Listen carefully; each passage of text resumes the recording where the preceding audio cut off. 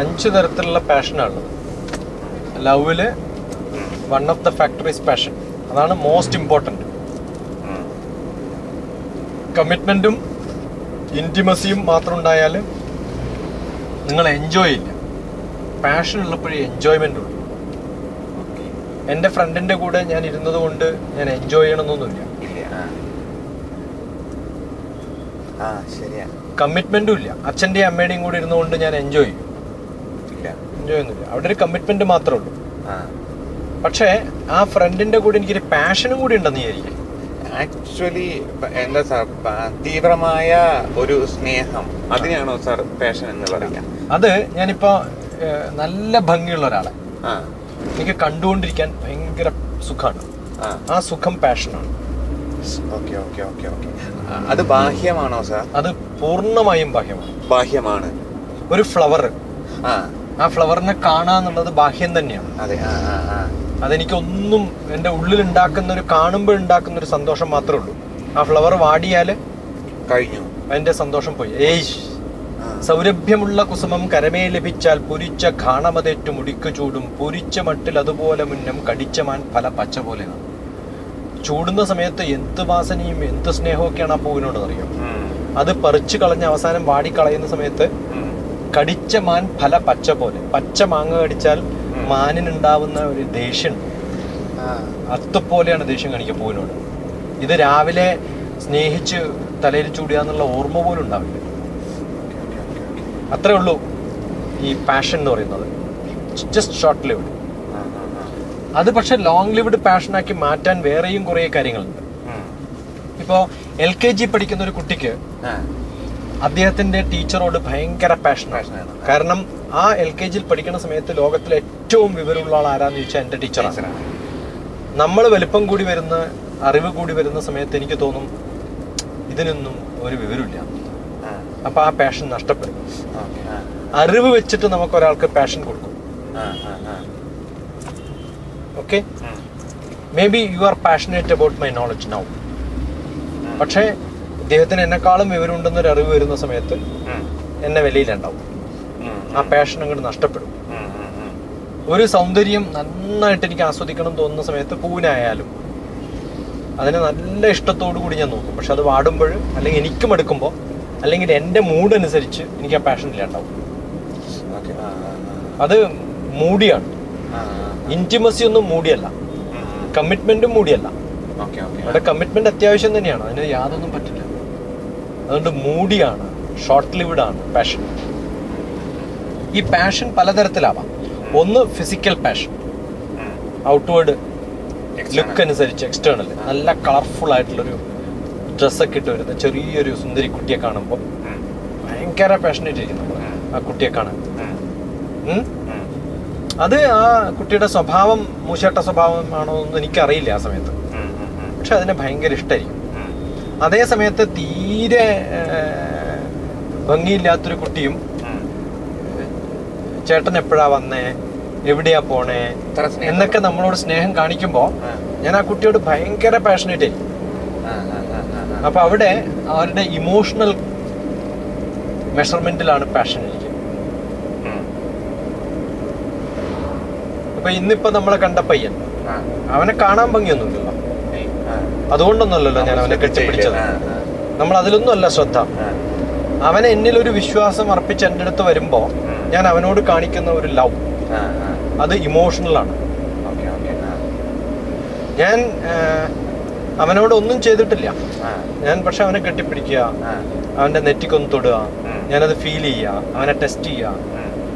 അവനൊന്നും തൊടാതെ ദൂരെ നിന്ന് ഞാൻ സംസാരിച്ച് ഓ തലവേദനയാണല്ലേ, നിനക്ക് ഇന്ന സാധനം കഴിച്ചാൽ മതി എന്ന് പറയുന്നതിനേക്കാളും ഞാൻ അവനോടൊരു ഇൻറ്റിമസി കാണിച്ചിട്ടാണ് പാഷൻ കാണിക്കുന്നത്. രണ്ട് ക്ലബ്ബാണ്. എനിക്കും അവനും കമ്മിറ്റ്മെന്റ് ഒന്നുമില്ല, പക്ഷെ ഇന്റിമസിയും പാഷനും കൂടി കമ്പൈൻ ആക്കി ഞാൻ. അപ്പോൾ ഹി വിൽ ഓപ്പൺ അപ്പ്. അവൻ പറയാതെ തന്നെ അവന്റെ പ്രശ്നങ്ങൾ ഞാൻ അവനോട് പറഞ്ഞു. എനിക്ക് ഇന്നതാണ് പ്രശ്നം, ഇന്നതാണ് പ്രശ്നം, എനിക്ക് ഇന്ന വിഷയമാണ് ഇഷ്ടം, ഇന്ന ഇഷ്ടമല്ല, ഇതാണ് എനിക്ക് ഇഷ്ടമുള്ള സംഭവം, ഇതാണ് ഇഷ്ടമല്ലാത്ത സംഭവം ഒക്കെ നമുക്ക് പറയാൻ പറ്റും. അത് നമ്മൾ അവനോടുള്ള ഒരു ഇന്റിമസിയിലേക്ക് എത്തിച്ച് അവൻ പാഷൻ ജനറേറ്റ് ചെയ്ത് നമ്മൾ സൊല്യൂഷൻ പറഞ്ഞു കൊടുക്കുമ്പോൾ ഹി വിൽ ആക്സെപ്റ്റ് ഇറ്റ്. അപ്പോൾ എൻ്റെ ഇമോഷണൽ അറ്റാച്ച്മെൻ്റ് ആണ് അവനെ എന്നോട് അടുപ്പിക്കുന്നത്. അതാണ് അവൻ ഇപ്പം എന്നോടുള്ള ലവ്. പക്ഷെ അവൻ എൻ്റെ അടുത്ത് വരാൻ എൻ്റെ ഇൻ്റലിജൻസ് ആണ് എന്നെ അവിടെ എത്തിച്ചത്, അവൻ എൻ്റെ അടുത്ത് എത്തിച്ചത്. നോളജ്. കാരണം അവൻ്റെ സുഹൃത്ത് പറഞ്ഞു ഇദ്ദേഹത്തിൻ്റെ അടുത്ത് പോയാൽ മോട്ടിവേഷണൽ ക്ലാസ്സിൽ എന്തൊക്കെയോ പറഞ്ഞിട്ടുണ്ട്. അപ്പോൾ അവിടെ ആ മറ്റേ പയ്യൻ പോലും എൻ്റെ ഈ ഇൻറ്റിമസിയോ എന്നെ പാഷനോ ഒന്നും അനുഭവിച്ചവനല്ല. പക്ഷെ ഈ സാറിന് എന്തോ അറിയാം എന്ന് അവൻ പോയി പറഞ്ഞു. ആ നോളജ് ബേസ്ഡ് ആണ് അവൻ വരുന്നത്. ഒന്ന് ഫിസിക്കല്, ഒന്ന് ഇമോഷണല്, ഒന്ന് ഇന്റലക്ച്വല്. ഇതൊക്കെ നമുക്ക് പാഷനാണ്. മറ്റേ പയ്യൻ എൻ്റെ അടുത്ത് എത്തിക്കാൻ കാരണം എൻ്റെ നോളജിലുള്ള പാഷൻ കൊണ്ടാണ്. പക്ഷെ ഇവനിപ്പോ അനുഭവിച്ചത് ഇമോഷണൽ പാഷനാണ്. പിന്നെ ചിദാനന്ദപുരിയുടെ പ്രഭാഷണം കേൾക്കുമ്പോൾ നമുക്ക് ഭയങ്കര സന്തോഷവും അദ്ദേഹത്തിനോടൊരു പാഷനും ഒക്കെ തോന്നും. അദ്ദേഹം ഇന്റലക്ച്വൽ ആയിട്ടൊന്നുമല്ല, അദ്ദേഹത്തിനെ കാണാൻ ഭംഗിയുള്ളത് കൊണ്ടുമല്ല, അദ്ദേഹത്തിന് എന്നോട് വല്ല അറ്റാച്ച്മെന്റ് തോന്നും അല്ലെങ്കിൽ എന്നെ സ്നേഹിക്കും എന്ന് അറിഞ്ഞിട്ടൊന്നുമല്ല. പക്ഷേ ഒരു സ്പിരിച്വൽ അറ്റാച്ച്മെന്റ്. ശ്രീനാരായണ ഗുരു ഭംഗിയുണ്ടോ എന്ന് ചോദിച്ചാൽ എനിക്കറിയില്ല. ശ്രീനാരായണ ഗുരുവിന് മനുഷ്യന്മാരോട് ഭയങ്കര അകമഴിഞ്ഞ സ്നേഹം ഉണ്ടായിരുന്നു ശങ്കരന് എന്നൊന്നും ചോദിച്ചാൽ അതൊന്നും നമ്മൾ അന്വേഷിച്ചിട്ടേ ഇല്ല. അദ്ദേഹത്തിന് ഈ പ്രാക്ടിക്കലായിട്ടുള്ള ചിന്തിക്കാനുള്ള ഇന്റലക്ട് ഉണ്ടായിരുന്നു എന്ന് വെച്ചാൽ അതും എനിക്കറിയില്ല. പക്ഷെ ഒരു കാര്യം എനിക്കറിയാം, ഈ സ്പിരിച്വലി ഹൈ. അതുകൊണ്ട് എനിക്ക് ഇഷ്ടമുള്ള വിഷയമാണ് സ്പിരിച്വാലിറ്റി. അതുകൊണ്ട് ഞാൻ പാഷനേറ്റ് ആണ്.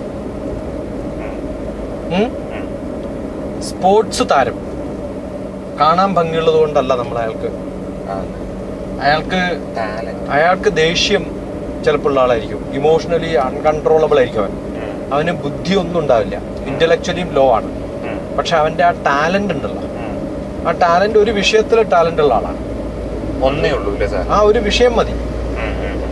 അത് വളരെ നേരോ ആയാലും എനിക്കിഷ്ടമുള്ള വിഷയമാകുമ്പോൾ ആ അദ്ദേഹത്തിന് ഇഷ്ടമുള്ള വിഷയങ്ങൾ തമ്മിലൊരു മാച്ച് ഉണ്ടാവുമല്ലോ. ആ ഫ്രീക്വൻസി മാച്ചിലാണ് നമുക്ക് എനിക്ക് ഇഷ്ടമുള്ള സംഭവങ്ങൾ എന്നെ കൊണ്ട് എത്തിപ്പെടാൻ പറ്റാത്തത് അവൻ അതിൽ പ്രാഗൽഭ്യം കിട്ടിയപ്പോ അതുകൊണ്ടും ആവാം. അത് അല്ലെങ്കിൽ അഡ്മിറേഷൻ അല്ലെങ്കിൽ അഡോർഷൻ എന്നൊക്കെ പറയല്ലോ നമ്മള്. Adore somebody, admire somebody. ഇപ്പൊ സിനിമാ നടന്മാര് പാഷൻ ഉണ്ടാവും ജനങ്ങൾക്ക് അയാളെ കാണാനും ടച്ച് ചെയ്യാനും നോക്കാനും ഒക്കെ എനിക്ക് താല്പര്യമുണ്ട്. എന്താ കാരണം അവര് സോഷ്യലി വളരെ ഹയർ ലെവലിലാണ്. അപ്പോൾ സോഷ്യലി ആക്സെപ്റ്റബിൾ ആയിട്ടുള്ള ഒരാളെ ഇപ്പോൾ ഉമ്മൻചാണ്ടിയെ ഒന്ന് തൊടുക, ഷെയ്ക്ക് ഹാൻഡ് ചെയ്യുക എന്നൊക്കെ പറയുമ്പോൾ ഹൈലി പാഷനേറ്റ് ആണ് പലരും. അദ്ദേഹത്തിന് ബുദ്ധിയുള്ളതുകൊണ്ടാണോ, അയാൾ ഇമോഷണലി അറ്റാച്ച്ഡ് ആയതുകൊണ്ടാണോ, സ്പിരിച്വലി ഹയർ ആയതുകൊണ്ടുമല്ല, ഫിസിക്കലി കാണാൻ ഭംഗിയുള്ളത് കൊണ്ടുമല്ല, ഈ സോഷ്യലി ഹയർ. ആ സോഷ്യലി ഹയർ ആണ് ഈ സ്പോർട്സ്മാനും ഫിലിം സ്റ്റാറിനും പൊളിറ്റിക്കൽ ലീഡേഴ്സിനും പൊസിഷനും പവറും കൊണ്ട് ഹയർ ആയിട്ടുള്ളവർക്കൊക്കെ ഉള്ളത്. അവരെയൊക്കെ നമുക്ക് തൊടാൻ ഇഷ്ടമായിരിക്കും സാർ. അപ്പൊ അതാണോ സാർ ഈ ഗന്ധർവ എന്താണ് ദേശം, ഗന്ധർവ ആ ഒരു സംഭവം പറയില്ലേ സാർ? ഗാന്ധർവം ഉള്ളത് കൊണ്ട് ഇപ്പൊ ഫിലിം സ്റ്റാർസിനൊക്കെ നമ്മൾ പറയില്ലേ അവർക്കൊരു ഗന്ധർവ ദേശം ഉണ്ട് കേട്ടോ, അതുകൊണ്ടാണ് അവനെ എല്ലാവർക്കും അട്രാക്ട് ചെയ്യാൻ പറ്റുന്നത്. അതിനെയാണോ സാർ പറയുന്നത്?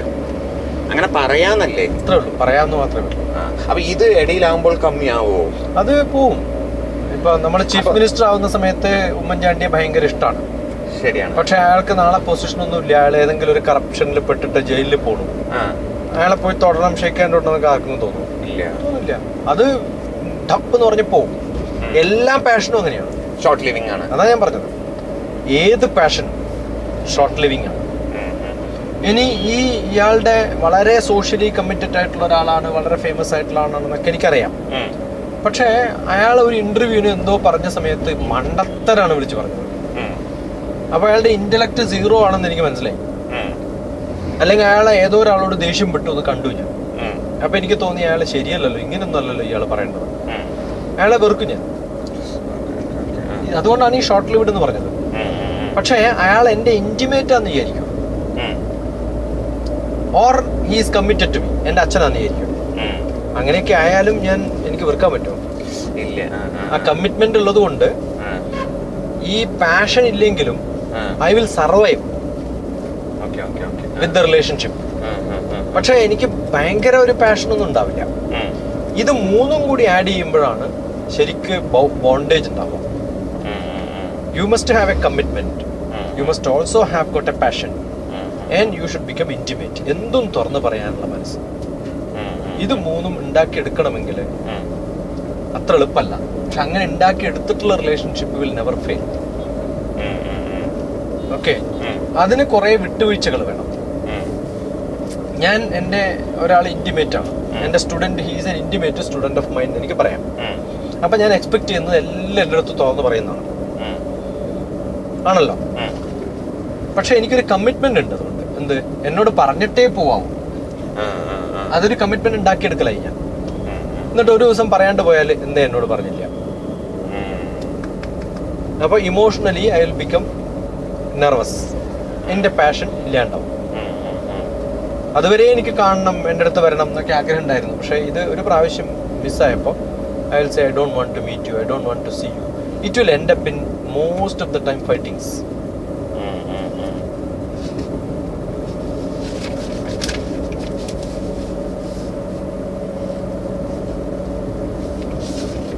അപ്പോൾ റിലേഷൻഷിപ്പുകൾ നമ്മളെപ്പോഴും പൊസസീവ്നെസ്സിലേക്ക് മാറുന്ന കമ്മിറ്റ്മെന്റ് അല്ലാതെ ഷോർട്ട് ലിവിലല്ലാത്ത പാഷനിലേക്ക് നമ്മുടെ ശ്രദ്ധ തിരിയുക.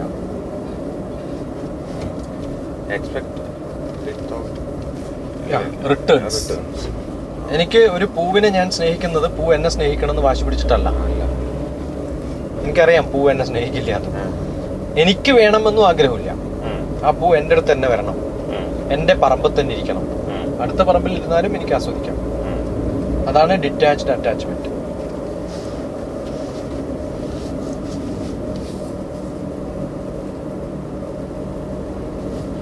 പൂ എനിക്കിഷ്ടമാണ്, പക്ഷെ എൻ്റെ പറമ്പിൽ വേണമെന്നില്ല. അടുത്ത പറമ്പിലായാലും എനിക്കിഷ്ടമാണ്. ഓണർഷിപ്പും ഇല്ല. അപ്പം I am not trying to control. Authority വേണ്ട എനിക്ക്. കമ്മിറ്റ്മെന്റും മിനിമം മതി. ഇന്റിമസിയും പറയണമെങ്കിൽ പറയാം.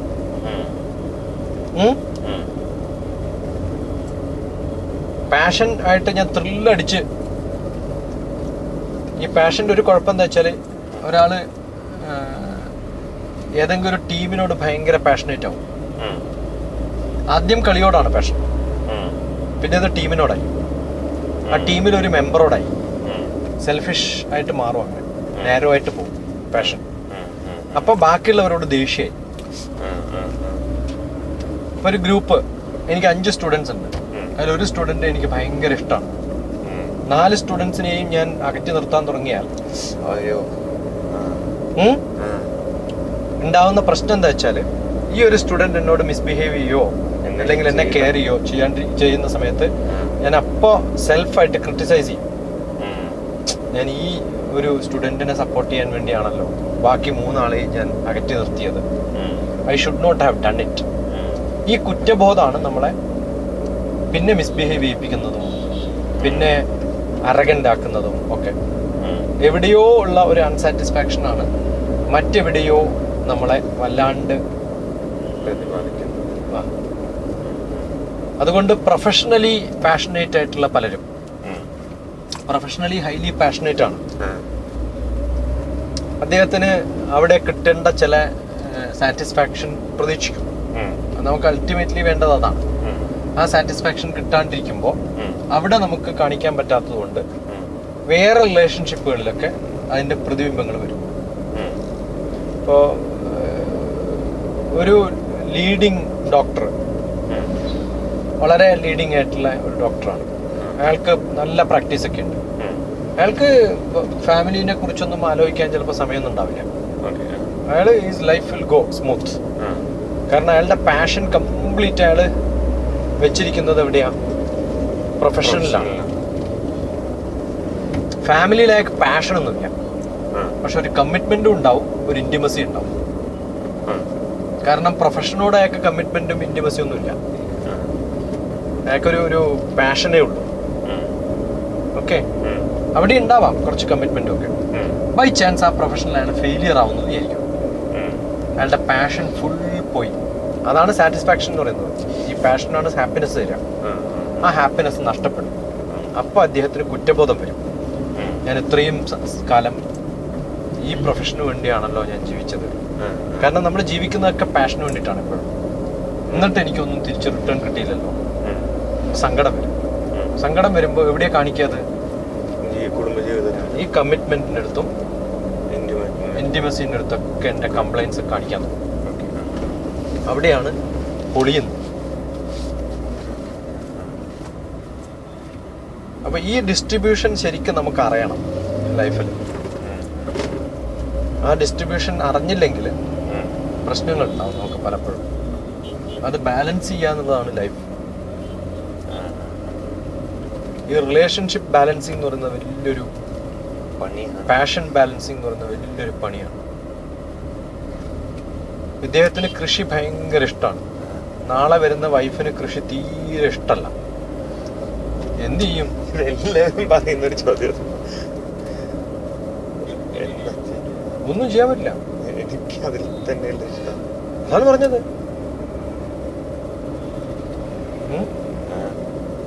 ഒന്നും ചെയ്യാൻ പറ്റണ്ടാവും. ആ വാത്സല്യം എന്ന് പറഞ്ഞ സിനിമയില്ലേ, മമ്മൂട്ടിക്കും അനിയനും കുഴപ്പമൊന്നുമില്ല. പക്ഷെ അനിയൻ വല്ലാത്തൊരു കണ്ടീഷനിലാണ്. കാരണം വൈഫിന് ഇഷ്ടമല്ല. വൈഫിന് കമ്മിറ്റ്മെന്റ് ആയിപ്പോയി. പാഷൻ ശരിക്കും വൈഫിനോടൊന്നും അല്ല. ഉള്ളിന്റെ ഉള്ളില് വീടും പ്രൊഫഷനും. പക്ഷെ പ്രൊഫഷനെ നിലനിർത്താൻ വേണ്ടി ഒരു കമ്മിറ്റ്മെന്റ് ഉണ്ടാക്കിയതാണ്. അഡ്വക്കേറ്റ് എന്നുള്ള പ്രൊഫഷൻ നിർത്താൻ അദ്ദേഹത്തിന് കമ്മിറ്റഡ് ആയിപ്പോയി. കാരണം സീനിയർ അഡ്വക്കേറ്റിന്റെ സപ്പോർട്ടില്ലാതെ അയാൾക്ക് വളരാൻ പറ്റില്ല. പിന്നെന്ത് ചെയ്യണം? He got stuck in between. മനസ്സിലായോ?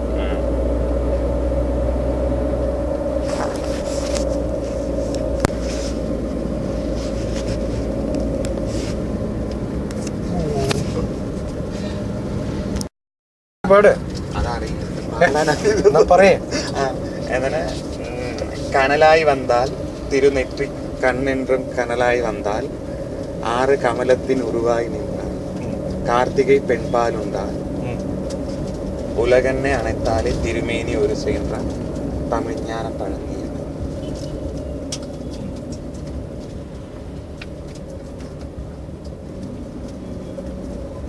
മുരുകന്റെ ജന്മം അതിലാണോ തിരുപ്പറംകുണ്ട്രം? അല്ല, അത് അതിന്റെ അവസാനത്തിലാണ് തിരുപ്പറംകുണ്ട്രം പറയുന്നത്. തിരുപ്പറംകുണ്ട്രത്തിൽ നീ തിരിച്ചാൽ മുരുക അങ്ങനെ എന്തോ ഇല്ലേ? അതന്നെ സാർ.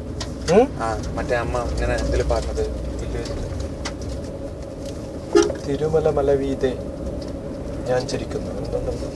അതറിയില്ല. തിരുപ്പറംകുണ്ട്രത്തിൽ ചിരിച്ചാൽ മുരുക. ഇവിടെ ഊണ് കിട്ടുമോ? സമ്പൂർണ്ണ vegetarian hotel. I guess we will have lunch here.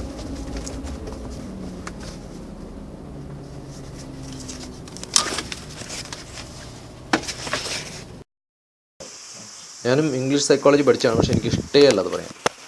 കാരണം അവർ ഇതിൻ്റെ ഒന്നും അറ്റത്തൊന്നും എത്തിയിട്ടില്ല. നിങ്ങൾ ഫ്രോയിഡിനെ പഠിച്ചാലും ഫ്രോയിഡൊന്നും ഇതിൻ്റെ ഒന്നും മുക്കും മൂലയും പോലും കാണാത്ത ഒരാളാണ്. നമ്മുടെ ഭാരതീയമായിട്ടുള്ള സങ്കല്പങ്ങളും ഉപനിഷത്തിലുള്ള സങ്കല്പങ്ങളും ഒക്കെ it is 100 times higher than this. എനിക്ക് വെസ്റ്റേൺ സൈക്കോളജി വെച്ചിട്ടൊന്നും ഇങ്ങനെ പറഞ്ഞുതരാൻ പറ്റില്ല. പഠിക്കാത്തതുകൊണ്ടല്ല.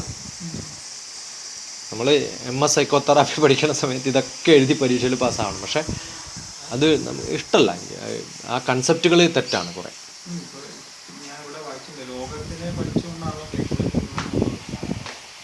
ഇതങ്ങനെയല്ല. ഇത് ആക്ടിവിറ്റികളൊക്കെ പഠിച്ചുകൊണ്ടാണ്. ശരീരം എങ്ങനെ പ്രവർത്തിക്കുന്നു, സെല്ല് എങ്ങനെ പ്രവർത്തിക്കുന്നു എന്നൊക്കെ പഠിക്കാൻ വേണ്ടിയിട്ടാണ് സൈക്കോളജി നമ്മൾ ഉണ്ടാക്കിയിരിക്കുന്നത്.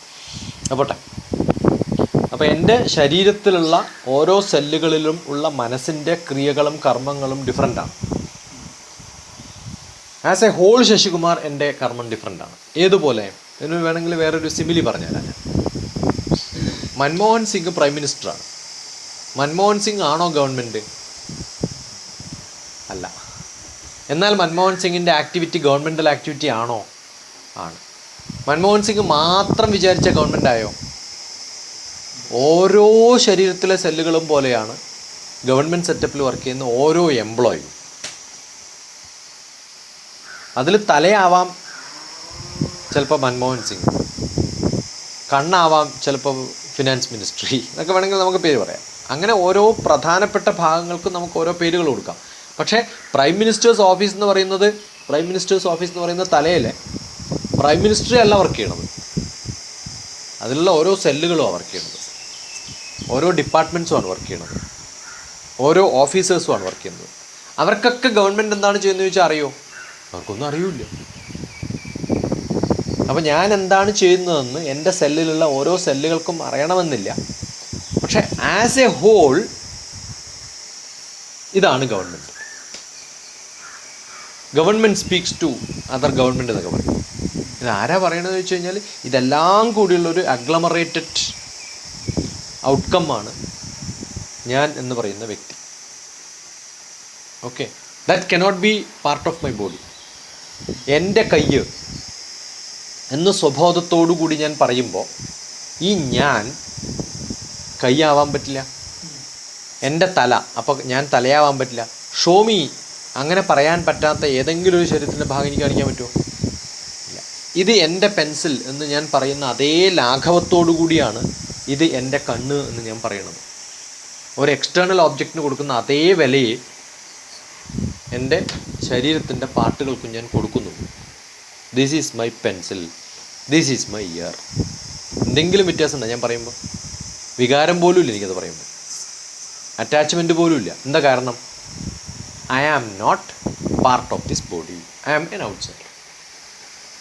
ആ ഐ എന്ന് പറയുന്ന കൺസെപ്റ്റാണ് മനസ്സ്. അത് എൻ്റെ ദാറ്റ്സ് ജസ്റ്റ് ഔട്ട്സൈഡ് മൈ പ്രാണൻ, which is also attached to me because that's a Fevicol which is prana. ഈ പുറമെയുള്ള ഒരാൾ ഒരു ശരീരത്തിലേക്ക് കടന്നു വരുന്നത് പോകുന്നു, അങ്ങനെയാണ് സാർ ഉദ്ദേശിച്ചത്? അല്ല, അത് കമ്മ്യൂണിക്കേറ്റീവ്. ഇപ്പം ഔട്ട്സൈഡ് എന്നൊന്നുമില്ല, ഐ എന്ന് പറയുന്നത്. അതെ, അത് കമ്മ്യൂണിക്കേറ്റീവ്. എൻ്റെ ഓരോ സെല്ലുകളുമായിട്ട് കമ്മ്യൂണിക്കേറ്റീവ്. ഇപ്പോൾ ഗവൺമെൻറ്റിൻ്റെ ഒരു സ്ട്രക്ചറും കോൺസ്റ്റിറ്റ്യൂഷനൊക്കെ എഴുതി ഉണ്ടാക്കിയതുപോലെ under that constitution only my government can work. ആ ഒരു കോൺസ്റ്റിറ്റ്യൂഷനാണ് ഞാൻ എന്ന് പറയുന്ന എൻ്റെ മനസ്സ്. അത് keep on interacting with my each and every cell. അപ്പം മരിച്ചു കഴിഞ്ഞ് കഴിയുമ്പോൾ ഈ ഐ എന്ന് പറയുന്നത് പോകും. ഇങ്ങനെ ആലോചിക്കാൻ പറ്റും അതിനെ പറ്റി. അതായത് നമ്മുടെ ഈ പറഞ്ഞ കോശങ്ങൾക്കും ജീവനുണ്ട്. ഈ ഐ എന്ന് പറയണത് ഈ കോശത്തിന്റെ ജീവൻ അല്ലാതെ മറ്റൊന്നാണ്. അത് ടോട്ടൽ കോൺഷ്യസ്നെസ് ആണ്. അപ്പം അത് ഈ കോശങ്ങളുടെ ജീവശക്തിയിൽ നിന്നും വ്യതിരിക്തമായിട്ടുള്ള അല്ല. തീയിലെ സ്ഫുലിംഗങ്ങളാണ് ഓരോ കോശങ്ങളിലും ഉള്ള എനർജി പോലെ. ഈ സ്ഫുലിംഗങ്ങളൊക്കെ കൂടുന്നതാണ് നമ്മൾ തീ എന്ന് പറയുന്നത്. ഈ സ്ഫുലിംഗങ്ങൾ ഉള്ളത് കൊണ്ടാണ് തീ കാണുന്നത്. Got it? നമ്മുടെ ഐ എന്ന് പറയുന്നത് ശരിക്കും നമ്മുടെ കോശങ്ങളുടെ ഒരു കളക്റ്റീവ് കോൺഷ്യസ്നസ്. ഇവിടെ കത്തുന്നത് കൊണ്ടാണ് ഈ തീ നമ്മൾ കാണുന്നത്. പക്ഷേ ഈ തീയിലെ ശരിക്കും തീപ്പടലങ്ങളിൽ സ്ഫുലിംഗങ്ങൾ കാണില്ല. തീപ്പൊരി, ആ തീപ്പൊരി കത്തുമ്പോഴാണ് അതിൻ്റെ മുകളിലൊരു തീയുടെ പടലം വരുന്നത്. ആ തീയുടെ പടലത്തിന് ചൂടുണ്ട്, കളറുണ്ട്, പുകയുണ്ട്, സ്മെല്ലുണ്ട്, എല്ലാം ഉണ്ട്. പക്ഷെ ഇത് ഉണ്ടാക്കിയെടുക്കുന്നത് താഴത്തുള്ള ആക്ച്വൽ തീയാണ്. ആ ഒരു ലെയർ കൺസെപ്റ്റ് മനസ്സിലായി? വീണ്ടും എൻ്റെ മനസ്സിൽ വരുന്ന സംശയം എന്താണെന്ന് വെച്ച് കഴിഞ്ഞാൽ കോശങ്ങളുടെ കളക്റ്റീവ് കോൺഷ്യസ്നെസ് ആണ് ഐ എന്ന് വിചാരിച്ചു കഴിഞ്ഞാൽ കോശങ്ങളില്ലാതെ ആവുമ്പോൾ ഐ ഉണ്ടാവില്ല. ഈ സ്ഫുലിംഗങ്ങളില്ലാതെ തീപ്പടലില്ല. അപ്പൊ ഈ പ്രേതം എന്ന് പറയുന്നത് ഐ അല്ല. അത് ഞാൻ പറയാം, പ്രേതം എന്താണെന്ന് പറയാം. ഓക്കെ, അപ്പോൾ മനസ്സ്, പേഴ്സണാലിറ്റി ഐ അല്ലേ? ഈ വ്യക്തിത്വം എന്ന് പറയുന്നത് പ്രാക്ടിക്കൽ വ്യക്തിത്വം വരുമ്പോൾ ബുദ്ധിപരമായിട്ടുള്ള ഐ ആണ്. ഈ കോൺഷ്യസ്നെസ്സിലാണ് ഞാൻ പറഞ്ഞിട്ടുള്ള 2-3 തരങ്ങളുള്ളത്. ഒന്ന് മനസ്സ്, ഒന്ന് ബുദ്ധി, ഒന്ന് ആത്മാവ്.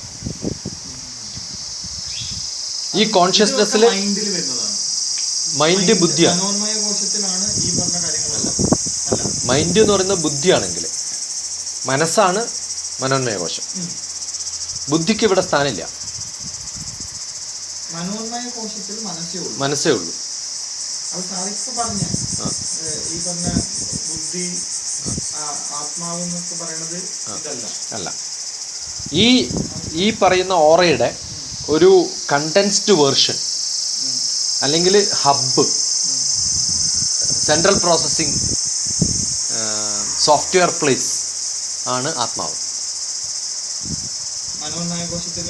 അതല്ല, അത് ഉള്ളിലാണ്. പക്ഷെ അതിനൊരു മാറ്റർ സ്പേസ് ഇല്ല. അതൊരു ഇപ്പൊ തീയുടെ സെന്റർ ഏതാന്ന് ചോദിച്ചാൽ നമ്മളെന്താ പറയുക, നമ്മൾ കാണും ഇവിടെയാണ് തീയുടെ സെന്റർ, കത്തിക്കൊണ്ടിരിക്കുന്നത്. അവിടുത്തെ സ്ഫുലിംഗങ്ങൾക്കൊക്കെ നമ്മൾ പറയുമ്പോൾ ഇതാണോ തീ എന്ന് ചോദിച്ചാൽ അതല്ല, ആ സെന്റർ അതാണെന്ന് നമുക്കറിയാം. ഇവിടുന്നാണ് തുടങ്ങുന്നത്. Got it? അതാണ് നമ്മുടെ ആത്മാവ്. ബുദ്ധി എന്ന് പറയുന്നത് സ്റ്റോറേജ് മാത്രമാണ്. ആ ബുദ്ധി എൻ്റെ കാലിലുണ്ട്. നല്ല കള്ളു കുടിച്ച് തണ്ണി കുടിച്ചിട്ടുള്ള ഒരാളും കറക്റ്റായിട്ട് വീട്ടിലേക്ക് പോകും. ബുദ്ധി തലയിലല്ല, കാലിലായത്. ദോശ ഇടുന്ന അമ്മയുടെ ബുദ്ധി കയ്യിലാണ്, ദോശ ചുടാനുള്ള ബുദ്ധി. അല്ലാതെ അവിടുന്ന് ഇൻസ്ട്രക്ഷൻസ് ഒന്നും പോണില്ല. അതാണ് പറഞ്ഞത്. അതാണ് നമ്മുടെ വെസ്റ്റേണിൻ്റെ കുഴപ്പം.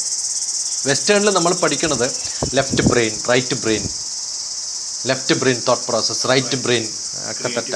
I have a patient who lost half of his head in an accident. അയാളുടെ ഏത് ബ്രെയിനാണ് പോയത്? ക്രിയേറ്റിവിറ്റി ഇല്ലാത്ത ആളായി മാറും തോന്നുന്നുണ്ടോ? ഭഗവാൻ ഉപേക്ഷിച്ചു, ഡോക്ടർ ഉപേക്ഷിച്ചു എന്ന് പറഞ്ഞ കേസാണ്. കണ്ണൂരുകാരൻ്റെ മകനാണ്, ഹൈദരാബാദിലാണ്, കല്യാണം കഴിച്ച തെലുങ്കത്തിയാണ്.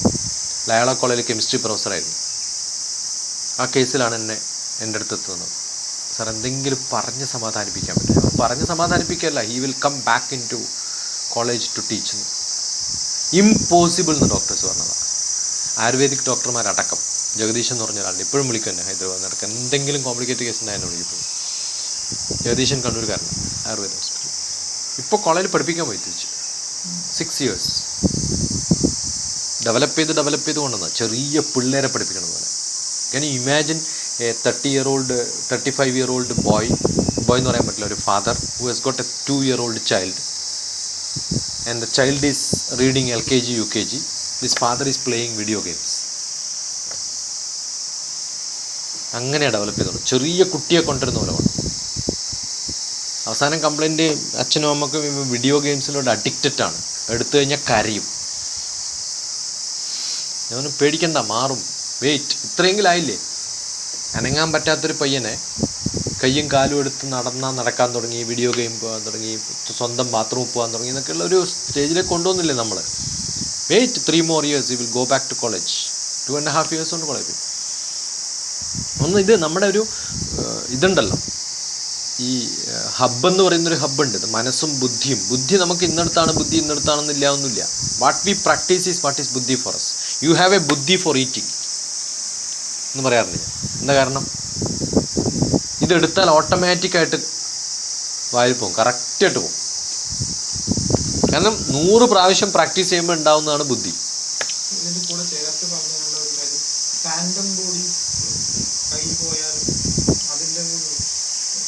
ഇത് നമുക്ക് ഏത് ഭാഗമാണോ, ഇപ്പം കയ്യും കാലും പോയിട്ടുള്ള നീന്തലുണ്ടോ?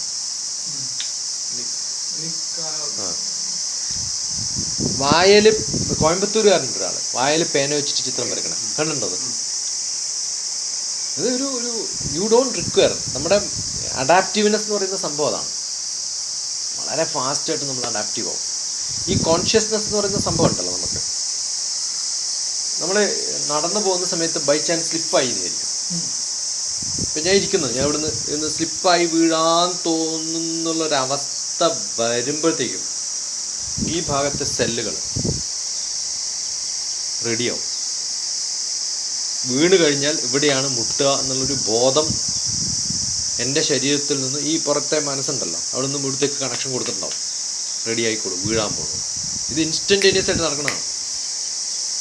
ബൈ ചാൻസ് ഞാൻ വീണില്ല എന്നിരിക്കും, എന്നാലും ഇവിടെ പെയിൻ ഉണ്ടാവും. ചിലപ്പോൾ അനുഭവിച്ചിട്ടുണ്ടോ അതൊക്കെ? നമ്മൾ മുട്ടാൻ പോകുന്നു എന്ന് വിചാരിക്കും, ഇവിടെ സ്ലിപ്പായി ഇതപ്പം ഇവിടെ മുട്ടണു, ആ തോന്നിയാൽ മതി. എന്നിട്ട് നോക്കിയാൽ ഇവിടെ എന്തോ ഒരു മുട്ടിയ പോലെ നമുക്ക് തോന്നും. കാരണം മുട്ടിയാൽ എങ്ങനെയാണോ ഈ സെല്ല് റിയാക്ട് ചെയ്യേണ്ടത്, ആ റിയാക്ഷൻ മുട്ടുന്നതിന് മുമ്പ് നമ്മുടെ സെല്ലെടുത്തിട്ടുണ്ടാവും. അത് സെല്ലിന് കൊടുക്കുന്ന ആ പേടി എന്ന് പറയുന്നത് എന്താണെന്നറിയോ? സെല്ലിന് കൊടുക്കുന്ന ഇൻസ്ട്രക്ഷനാണ്.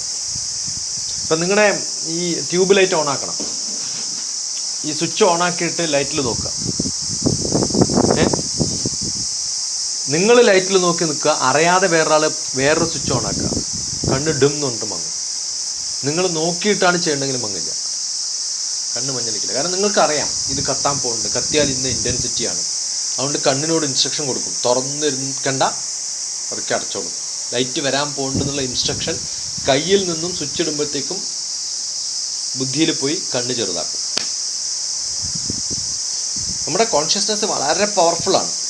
അതിന് വലിയ ബുദ്ധിയും ബുദ്ധിമാനൊന്നും ആവണ്ട, ഇത് പ്രാക്ടീസാണ്. സോ അങ്ങനെയാണെന്നുണ്ടെങ്കിൽ അപ്പം നമ്മുടെ കയ്യിലാണ് കാലിലാണ് ബുദ്ധി എന്ന് പറയുന്നത്. ഇപ്പം കൈ പോയി എന്ന് പറയുന്നത് അവർ കാല് കൊണ്ട് ചിത്രം വരയ്ക്കുന്ന കാര്യമാണ്. പക്ഷെ ഇപ്പം ഇതേപോലെ തന്നെ ബ്രെയിൻ നമുക്ക് ഒരു സൈഡിൽ ഇതായിപ്പോയി, പിന്നെ എങ്ങനെയാണ് വർക്ക് ചെയ്യാനില്ലല്ലോ ആ ഹോൾ ബോഡി. ഹാഫ് പോയാലും വർക്ക് ചെയ്യും. ന്യൂറോൺസ് ഒക്കെ അൺയൂസ്ഡ് ആയിട്ടുള്ള hundreds and thousands of neurons are there. ഈ ന്യൂറോൺസ് ഒക്കെ മാറ്റി കണക്ട് ചെയ്യും, സ്പോണ്ടേനിയസ് ആയിട്ട് മാറ്റി കണക്ട്. അല്ല, ഇതില് ഇപ്പൊ വരുന്നത് എന്താന്ന് വെച്ചാൽ, പക്ഷെ എനിക്ക് മനസ്സിന്റെ പിന്നാക്കാണ്, എനിക്കൊരു കണ്ണില്ല. അപ്പോ എന്താണ്, ഞാനാണ് പെർഫെക്റ്റ് ആയിട്ട് ആരോപിക്കുക. ഞാൻ ഇന്നുവരെ തട്ടിയിട്ടുണ്ട്, വീണിട്ടുണ്ട്, ഒരു സംഭവം ഉണ്ടാവില്ല. പക്ഷെ ഇപ്പൊ പറയുമ്പോ മറ്റുള്ളവര് പറഞ്ഞ് കിട്ടില്ല. അപ്പോൾ ഈ ഷാർപ്പായിട്ടുള്ള കൂർത്തിരിക്കുന്ന ചക്കയെ പോലെയുള്ള എൻ്റെ ഈ പുറത്തെ ലെയറിലേക്ക് സ്പോഞ്ച് വെക്കുന്നത് പോലെ അറിവുകൾ ഇങ്ങനെ വന്ന് ലെയർ വരും. അതിൻ്റെ ഉള്ളിലൂടെ പിന്നെയും കൂർത്ത അംശം പുറത്തേക്ക് പോയി അടുത്ത സ്പോഞ്ചിനെയും കൂടി ഞാൻ കവർ ചെയ്ത് വെക്കും. അങ്ങനെ മനസ്സിൻ്റെ ഉള്ളിലേക്ക് നിറച്ച് വെക്കുന്ന ഒരു സ്പോഞ്ച് ലെയറാണ് എൻ്റെ അറിവ്. അത് നിങ്ങൾ കാണുന്നുണ്ടാവും. അതിങ്ങനെ എക്സ്പാൻഡ് ചെയ്ത് പോകുന്ന സമയത്ത് എന്താ ഉള്ളത്? അറിവാണുള്ളത്. ഈ അറിവ് നിങ്ങൾക്ക് ഇഷ്ടമാണ് തൊടാൻ. അതിൽ തൊട്ട് നോക്കുമ്പോൾ നിങ്ങൾക്ക് കിട്ടുന്ന ആനന്ദമുണ്ട്. അതാണ് ആനന്ദമയ കോശം. അതെന്നിലല്ല, നിങ്ങൾ എന്നെ തൊടുമ്പോൾ, എൻ്റെ എവിടെയാണ് തൊടുന്നത്? എൻ്റെ അറിവിലും. ആ വിജ്ഞാനത്തിലേക്ക് തൊടുമ്പോൾ നിങ്ങൾ അനുഭവിക്കുന്നതാണ് ആനന്ദം. ആ ആനന്ദം എനിക്കും ഷെയർ ചെയ്യും. അത് കാണുമ്പോൾ എനിക്ക് ഷെയർ ചെയ്യും. അപ്പോൾ അന്നമയ കോശം, പ്രാണമയ കോശം, മനോന്മയ കോശം, വിജ്ഞാനമയ കോശം, ആനന്ദമയ കോശം. അത് എത്ര സ്പ്രെഡ് ചെയ്യാം, എത്രത്തോളം എനിക്ക് അറിവ് കൂടുതൽ കിട്ടുന്നു, എത്രത്തോളം എന്നെ ആൾക്കാർ തൊട്ട് എനിക്ക് ആനന്ദം കൂട്ടിത്തരുന്നു, അത്രത്തോളം എൻ്റെ ആനന്ദമയ കോശം കൂടും. അപ്പം എനിക്ക് എത്രയോ കൂടുതൽ ആൾക്കാർ എൻ്റെ അടുത്ത് വരുമ്പോൾ, അല്ലെങ്കിൽ എന്നുമായിട്ട് ടച്ച് ചെയ്യുമ്പോൾ, എൻ്റെ അടുത്തിരിക്കുമ്പോൾ, ഞാനുമായിട്ട് സല്ലപിക്കുമ്പോൾ എനിക്ക് അവരിൽ നിന്ന് കിട്ടുന്ന അറിവും എൻ്റേതല്ല ഇതൊന്നും. ഞാൻ കൂർത്ത മനസ്സുകൊണ്ട് അവരിൽ നിന്ന് പിക്കപ്പ് ചെയ്യുന്നതാണ്, അട്രാക്റ്റ് ചെയ്ത് സൂക്ഷിച്ചു വെക്കുന്നതാണ് അറിവുകൾ. അത് പലരിടത്തുനിന്നും കിട്ടുന്ന അറിവുകളാണ്. അത് നോക്കിക്കാണുമ്പോഴും സംസാരിക്കുമ്പോഴും ഒക്കെ കിട്ടുന്ന അറിവുകളാണ്. ഈ അറിവുകളൊക്കെ നമ്മൾ കൂട്ടിച്ചേർത്ത് വെച്ചിട്ടുള്ള ഒരു വലിയൊരു ലെയറിൽ അവരെ ടച്ച് ചെയ്യുമ്പോഴും വേറെ ആളെ ടച്ച് ചെയ്യുമ്പോഴും എനിക്ക് കിട്ടുന്നതാണ് ആനന്ദമയ കോശം.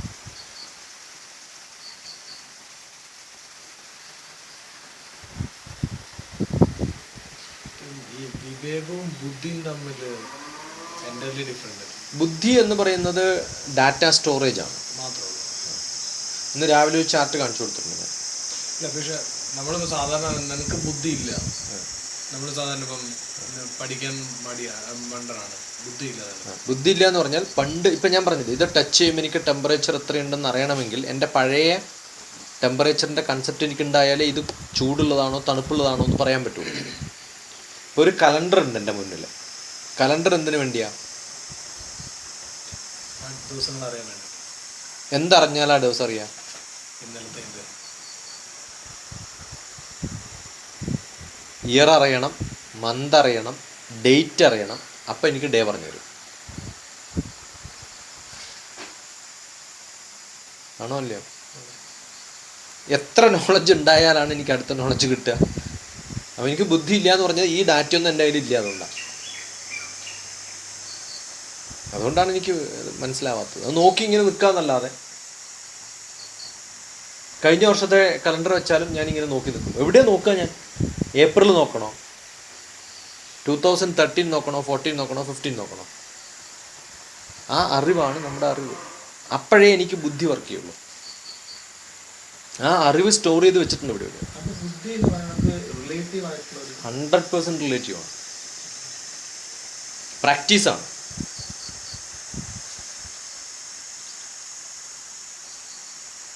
നിങ്ങളുടെ മനസ്സിൽ ഇപ്പം ഇല്ലാത്തൊരു കാര്യം ഞാനിപ്പോൾ പറയാം.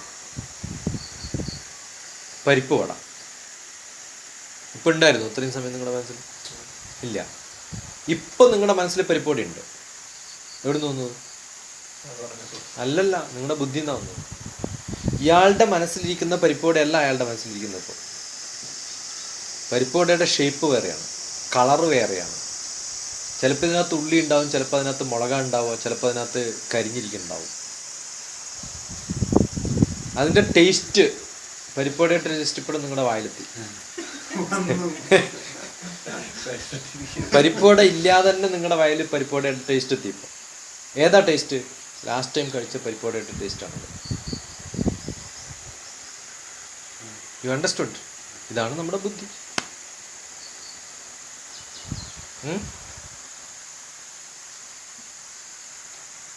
കിസാപ്പുസ്. എന്തെങ്കിലും ഷേപ്പ് വന്നോ മനസ്സിൽ? ഇല്ല. എന്താ കാരണം? നിങ്ങളുടെ ഡിക്ഷണറിയിൽ അങ്ങനെ ഒരു സാധനം ഇല്ല. പക്ഷെ ഏകദേശം പരിപ്പുവട പോലെ തന്നെയാണ്. പക്ഷെ ഊത്തപ്പം, ഉള്ളി ഊത്തപ്പം ഉണ്ടല്ലോ, അതുപോലൊരു സാധനം. അപ്പം അതിൻ്റെ മുകളിൽ പിസയൊക്കെ ഉണ്ടാക്കുമല്ലോ നമ്മൾ, അതിൻ്റെ മുകളിൽ ഒരു ലെയർ ക്രീം ഒഴിക്കില്ലേ? ഇപ്പം എന്താ നിങ്ങൾ ചെയ്യണത്? യു ആർ ട്രൈങ് ടു ആ ഊത്തപ്പത്തിനെ ചെറുതാക്കി പരിപ്പോട പോലെയാക്കി അതിൻ്റെ മുകളിൽ ക്രീമൊക്കെ ഒഴിച്ചു. ഇതാരാ ചെയ്യണേ? ബുദ്ധി മനസ്സിനോട് പറയാണ്. ആ ഇമാജിനേഷൻ പ്രോസസ്സ് നടത്തുന്നത് ബുദ്ധിക്കൊറ്റക്ക് പറ്റില്ല. ഉള്ള ഇന്ററാക്ഷനാണ് നമ്മുടെ ജീവിതം. അത് ഉള്ള അറിവിൽ നിന്നേ പറ്റുള്ളൂ. ഞാൻ നിങ്ങളോട് ഊത്തപ്പം എന്ന് പറയുമ്പോൾ ഊത്തപ്പം കൂടി കാണാത്ത ഒരാളാണ് എന്ത് ചെയ്യും? അപ്പം ചോദിക്കാന്നല്ലേ? അതിൽ ക്രീം ഒഴിക്കണം എന്ന് പറയുമ്പോൾ ക്രീം കാക്കാത്ത ഒരാളാണെങ്കിൽ എന്ത് ചെയ്യും? നിങ്ങൾക്ക് കൺസ്ട്രക്ട് ചെയ്യാൻ പറ്റില്ല. അപ്പം ഈ അറിവുകളൊക്കെ ബുദ്ധിയിൽ സേവ് ചെയ്ത് വെച്ചാലേ അപ്പോൾ നിങ്ങൾക്ക് ഞാൻ ക്രീം എന്ന് പറയുമ്പോൾ ഒരു ബുദ്ധി ഇല്ലാത്ത ആൾ അങ്ങനെയല്ലേ പറയാം ഞാൻ. അപ്പം ഞാൻ എന്ത് പറയും? ഇവനൊരു ബുദ്ധി ഇല്ല. എന്താ കാരണം? ക്രീം അറിയില്ല എന്നേ. അങ്ങനെയല്ലേ പറയുള്ളൂ. ഈ ക്രീം പറയണ സമയത്ത് ആ ക്രീമിൻ്റെ കളറും സോളിഡിറ്റിയും ഇത് കറക്റ്റായിട്ട് ഇപ്പം ഇങ്ങനെ പറയണ സമയത്ത് ക്രീമോ, അത് എന്ത് ക്രീമാ? പക്ഷെ എന്തോ കേട്ടിട്ടുണ്ട്, എവിടെയോ ഒരു ക്രീം എന്ന് കേട്ടിട്ടുണ്ട്. പക്ഷേ ഈ ക്രീമിൻ്റെ കളർ എന്ത് ക്രീമിൻ്റെ കളറാണ്? ഐസ്ക്രീം പോലത്തെ സാധനമാണോ? അല്ല ഈ ചോക്ലേറ്റ് ക്രീമാണോ നിങ്ങൾ പറയണത്? ഇത് ഓർമ്മ വരുന്നില്ല എന്താ സംഭവം. എന്തോ ഉണ്ട് സേവ് ചെയ്തിട്ട്, പക്ഷെ അത് ടോട്ടലി അല്ല. എന്താ കാരണം? നിങ്ങൾ ശരിക്കും ശ്രദ്ധിച്ചിട്ടില്ല.